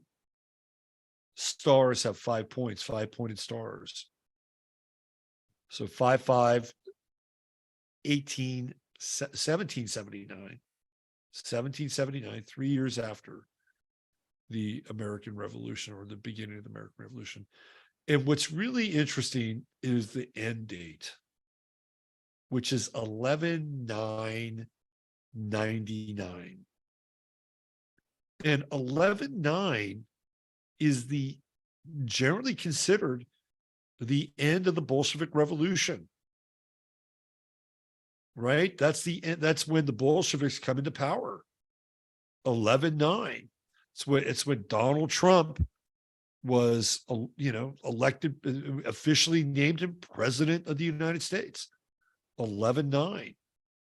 And this is the theoretical end date of the French Revolution, 11/9. Now, there's something else with the 11/9 chart, which we will look at, which I think is really interesting. So let's hear. Let me bring these charts up separately. And this was the thing, man. They would just parade these heads around, put them on pikes. I mean, the descriptions. It was kind of like, if you've ever seen Apocalypto, when they go into the city, they've got all those dead bodies, and they're plucking out their hearts, and they're decapitating them at the top of the pyramid, and then all of a sudden, the eclipse shows up. It's like, that's the energy of the French Revolution. It's like there are these massive purges and bloodlettings throughout the course of human history. And this one was no different. Well, it was different, but the effects are very similar. All right, so let's pull up one of these charts. All right, that's the end date. And then we have, let's do the beginning date. Okay. So here we go. This is the day that is theoretically associated with the beginning of the French Revolution, right? We got 5/5/1789, and I just did a kind of a sunrise chart. 6:30 a.m. Paris, France. So what do we see that's we can derive some information? Well, there's Pluto in Aquarius. Now remember, the Declaration of Independence takes place at 27 Capricorn, but the bulk of what happens in terms of creating the state of independence happens under Pluto and Aquarius. So even the American Revolution itself is connected to this very revolutionary time. And you have to wonder as well, right? They didn't know that Pluto existed. So again, we're going back in time, and we're kind of putting some bodies together, but based upon what we know, boom, look at that. Pluto and Aquarius, right? It's right there. Saturn in Pisces. So now we have two aspects that are in play. Saturn moves into Pisces this year, March 8th, and right after the March 24th, Pluto moves into Aquarius. Now, clearly, they're not as advanced as they are here. That said, right, like it took a while for the conditions of the French Revolution to get to this point. And we live in a time now where everything is probably accelerated by 500. So the conditions that it took to get here, you could wind the clock back, and you could easily put Pluto in the first decan, Saturn in the second decan, and more than likely come up with similar revolutionary aspects if they're related to this time. right? If they're related to this time and we scale them out to our time, it shrinks because there's 20 years. There's a 20-year cycle here between these two periods, right? So that jumps right out of the gate, and we're staring these down. These are on the astrological horizon. We have Mars in Aries, always great to start a revolution with Mars in Aries, and especially with the oppositional outrage of Neptune, get people all frothed up, get them all frothed up and whip up the masses with a Neptune-Mars opposition. And again, I think this is a kind of an interesting chart because it represents what's behind the scenes. The true node in Scorpio on that day. And it's just moving into Scorpio. So that's about a transference of power, right? Transference of power. 5-5. We also have a Jupiter conjunction, wide conjunction with Uranus. Uranus is in Leo. It's about to get all radical up in here for these kings and queens with Uranus and Leo. So what are we going to see? Eventually, we're going to see Uranus-Pluto opposition during this time, 7 years out. It's going to wobble, be kind of wide, but it's still in there, right? Again, those are the planetary forces of revolution. Now, again, back in the day, during this time, you could only see as far as Saturn, right? Theoretically, they didn't know where Uranus was or where Neptune was, but it wasn't part of the astrological lexicon. So we're going back in time and we're seeing some of these forces that were involved. Had they known that Pluto was there, had they known that Neptune was there, had they known that Uranus, this would have shaped what was happening then. Now, if you were an occultist during that time, and you looked at Saturn in Pisces as a day to begin a revolution, theoretically, in third decan, it would have put it in the Scorpionic decan. And a lot of this, too, wasn't just about the nobility. It was also the church. They wanted to get rid of the church. They wanted to get rid of Christianity. They hated Christianity, hated it. They thought it was superstitious. These guys were trying to bring in the age of science. And you know what? I think they actually did, for better or worse. So I'm just giving you some astrological perspective. And what they would, theoretically, if you were the engineers, if you were the esoteric and occult engineers of a revolution, and you were dealing with the astrology of the day, what would you be looking at? You'd be looking at everything from Saturn in. And you might be looking at some of the constellations and fixed stars as well. We're just looking at this from a mundane perspective because, we're talking about, well, Pluto was in Capricorn, during the Revolutionary War. It's the Pluto return. You cast the United States chart, there it is. So, we have discussions about Pluto. We're just looking at them in a way that weren't readily available to their knowledge and their understanding of the time, right? So back in the day, Mars was the ruler of Scorpio. It wasn't just Aries, it was Scorpio. So second decan Aries puts it into the Sagittarian decan. Again, idealistic, revolutionary, and in Scorpio, it would put it in the Piscean decan, right? It's death to all religions. Pisces all over again. So this is an interesting time. We know the lunar node is right there at 28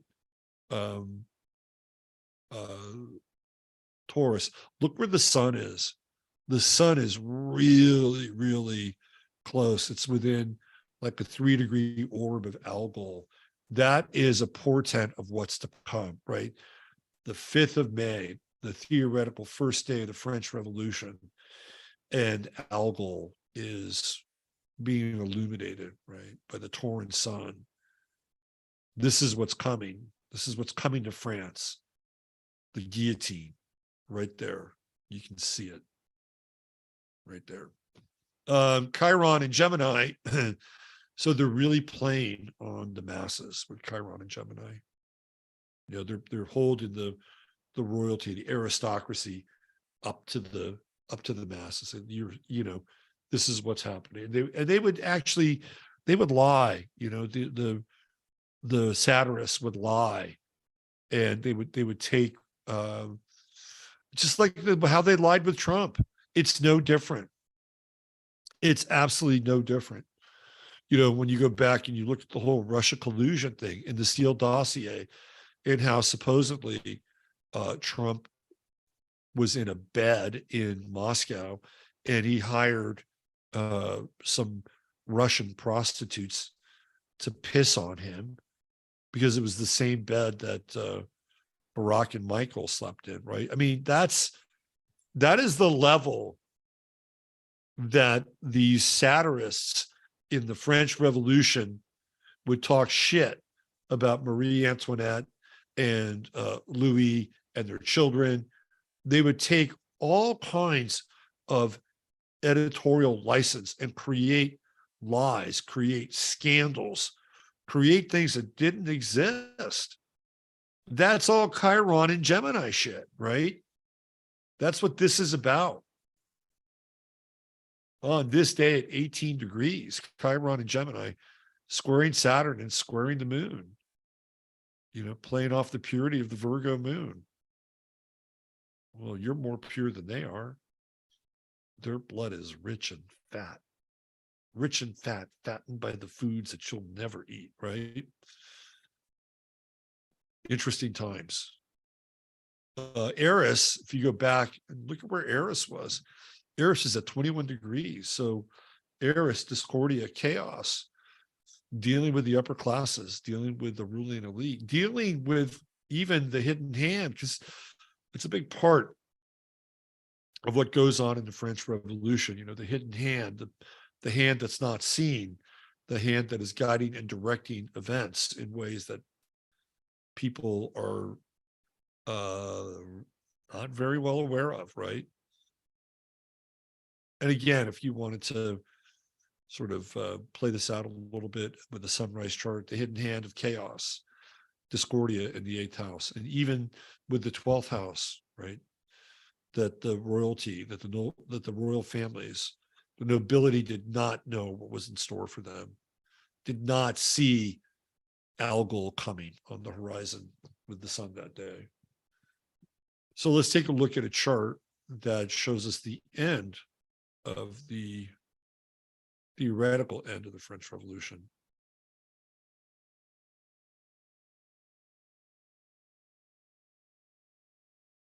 (11/9), the day that the Bolsheviks and the communists recognize.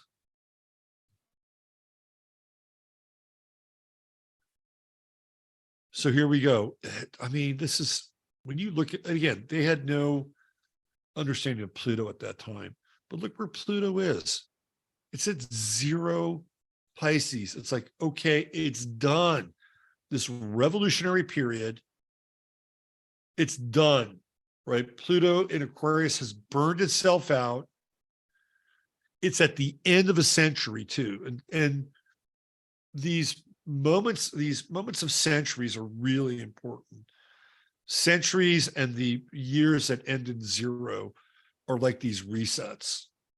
2020 is a reset year, right? We go back through in 1900, reset year.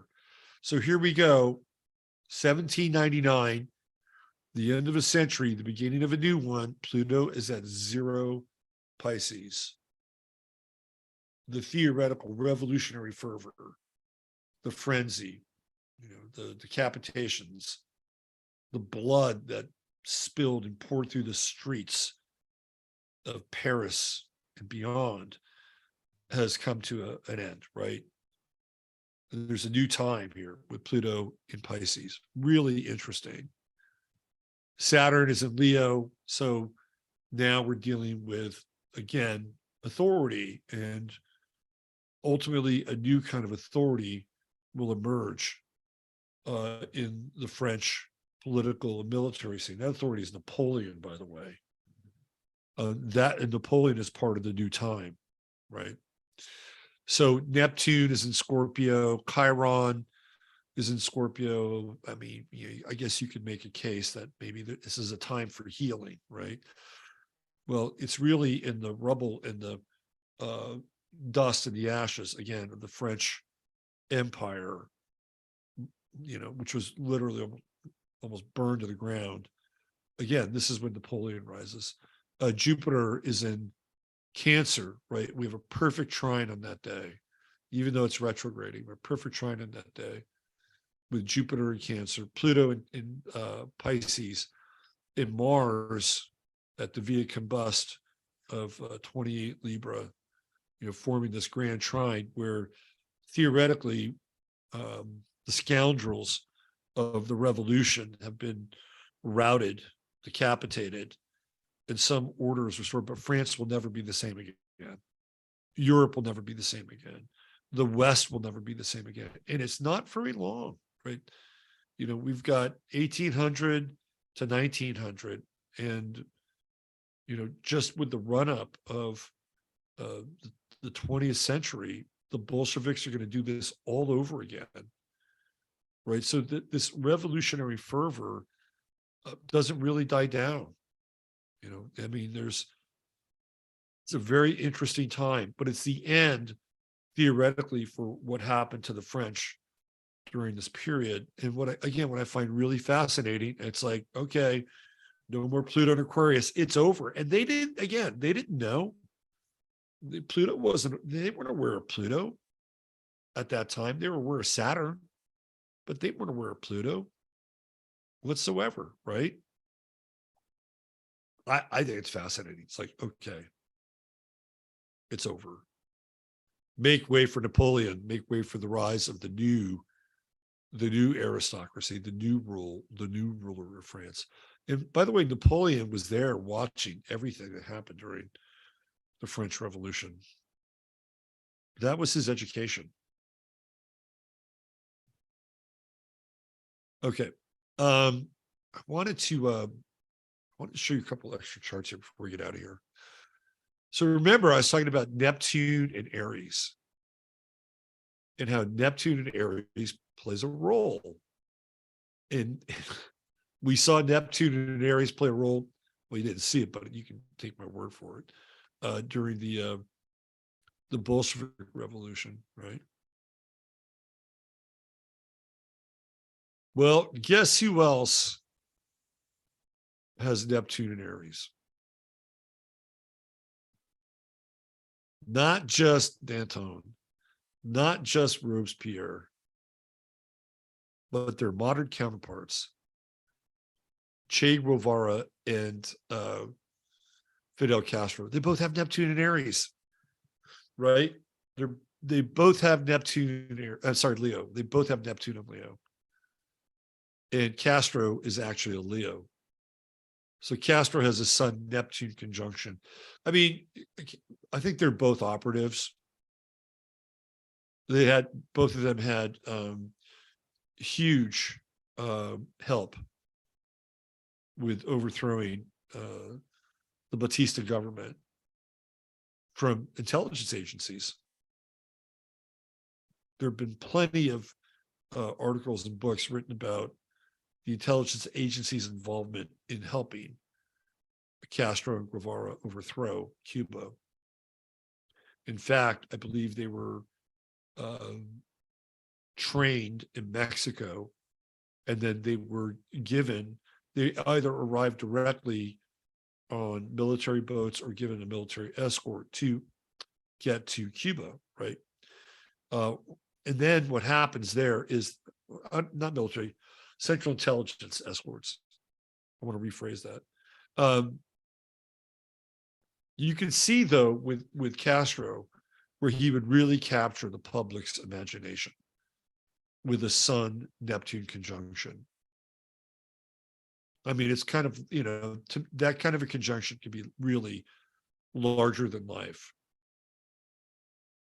And he lived like a freaking god in Cuba once he got installed. Che Guevara, on the other hand, doesn't do so well and winds up ultimately being killed. But you can see how Guevara plays a role in Castro's life, right? You know, neither of them are great guys, but of the two, Guevara is more the revolutionary because he's got that Mars-Uranus conjunction. That's really revolutionary. And somebody wants to throw some shit over, right? Mars-Uranus conjunction. And his Mars conjuncts Castro's Uranus. So of the two, he's got the revolutionary spirit, and Castro is piggybacking on it. And he's also, because that's Castro's chart, right? He's got Uranus in the 10th house. So of course he's going to be revolutionary. And Guevara's Mars is right there. So they are a pretty formidable 1-2 punch when it comes to astrological aspects. Now, Guevara, again, suffers the worst fate of the two. You know, I'm looking at their chart here, and I'm wondering if these guys weren't lovers too. I bet you they were lovers. Because they have that Venus-Mars conjunction. And they have it in Taurus, and there's Chiron there. I would not be surprised if Castro and Che Guevara had a little Brokeback Mountain. Brokeback Mountain, no. That's what I'm thinking. Castro's got Mercury in Leo, retrograde. He'll go back on his word. Guevara has Mercury in Gemini. He's a Taurus sun. Mercury and Gemini. Their sun square, so eventually fixed sun square, they're going to have conflict. It's ultimately not going to work out. Their moons are quite different as well, although I guess you could make a case that Venus would have been the original ruler of Pisces a long time ago. So Pisces moon, Libra moon, Guevara's got the Pisces moon, and Castro's got that Libra moon. So Castro always appeared to be able to strangely balance relationships between the East and the West, right? Like Canada never had an embargo against Cuba. So if you're Canadian, you could go to Canada on vacation. And of course, we know that Trudeau went there and Maggie went there, and who knows what else happened there, right? But they're very, very different moons, different expressions of the moon. And even Che Guevara's moon in the Yod with Castro, you know, was Che Guevara more of a pure revolutionary theoretic? You could probably make a case based on the chart. To me, Castro's chart reminds me of someone who is an operator. He's an operator. He's like piggybacking on Guevara. He's got the moon in Libra, so he can say what, you know, he can move over here, play this angle, play this angle. And even in Jupiter, it's like Guevara's got Jupiter in Aries.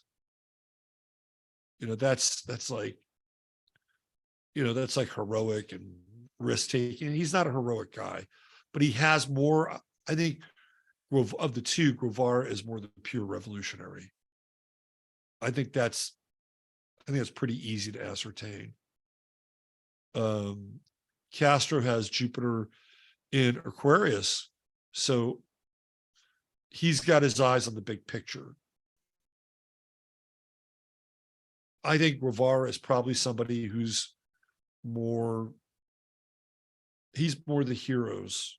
He's more the people's revolutionary. Right? And of the two, who is the more iconic face? It's Guevara with the beret and, you know, the Van Dyke, and, you know, how many times has he shown up on T-shirts, right? So he's the more iconic revolutionary. He's like the people's revolutionary. They, you know, for better or worse with this dude, because they're both not great people. But Castro, you can even see it in his chart. He's got that Sun Jupiter opposition. So yeah, man, he's gonna be the image of the revolution, right? He's gonna be the image. He's gonna be the face. He's gonna be the one that ultimately will wind up on top. He will. And then look at our friend here. Guevara has his son conjunct Algol. Go back to the first day of the French Revolution, right? Where was the sun? It was within hailing distance of Algol. And eventually Guevara would be cut off from his position inside of the Cuban government, the revolutionary forces, and he'd be hunted down. I mean, and just like Trotsky would be taken out. So these are very interesting charts. And I just wanted to bring that Neptune and Leo, right, to your attention, because those other guys had Neptune and Leo too. Danton and Robespierre. And here we have Castro and Che Guevara with Neptune and Leo, showing off their utter disdain and dissolution for the ruling class and the aristocracy. Down with the bourgeois. And ironically, that's exactly what Castro became, the bourgeois, in his own way. All right, I'm going to get out of here. Thanks for being here tonight. I hope you enjoyed the show. Let me change my background. Should I do a cosmic background? Do a cosmic background.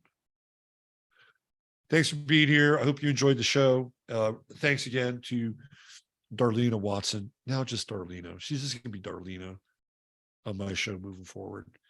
And once I finish the show, I'll come back in here and fill out some show notes. And if you're interested in connecting with her, I'll leave that information there. If you're interested in having a session or a reading with me, you can do that as well by going to my website. I'll have that listed here. Don't forget to hit the like, share, and I do have something called the 11th House Academy, which is a course where you can learn astrology from soup to nuts. And we also have the 11th House Lodge. So if you'd like to support the show, that's also on my website. We have different tiers for membership. And I do get-togethers with our members. You get a discount on my services, depending on where you are. If you're a Mars member, you get 5% discount on my services. If you are a Jupiter or a Jove member, you get a 10% discount on my services. And when I do have webinars, you also get 1 or 2 free each year. And I do have meet and greets. We have a Discord channel, and any member who is a contributing member has access to our Discord channel. We do some stuff over there and are looking to build that up in 2023. And I do have at times monthly things that I do with our members that I don't do with other people. So I did a 2023 outlook, astrological outlook. It's like close to 3 hours. My members got that. And I think probably what I'm going to do is when I do something that's going to be member related, I'll probably do it on Discord. Well, I'll have to talk to Mishi, the email and Discord goddess, and get some feedback from her on that. We'll talk about that. But I try to do something at least once a month for members that everybody can participate in, even contributing members at the $5 level. That's all on my website. And I'll have links to that. Okay. Take good care. We'll be back on Tuesday with the Astro weather. Use your head in order to discern what's real, your heart to set what's possible. Count your blessings. I think that's really important. Count your blessings. Give thanks for what you have. And if you don't always have the answers to everything, know that they're all inside of you. And all you have to do is to be humble enough to ask, and to ask for guidance, and to ask for the right or proper direction or knowledge about the things that you don't know. You really come to that cul-de-sac. It's all inside of you, right? All right, that's it. I'm out of here. Bye for now.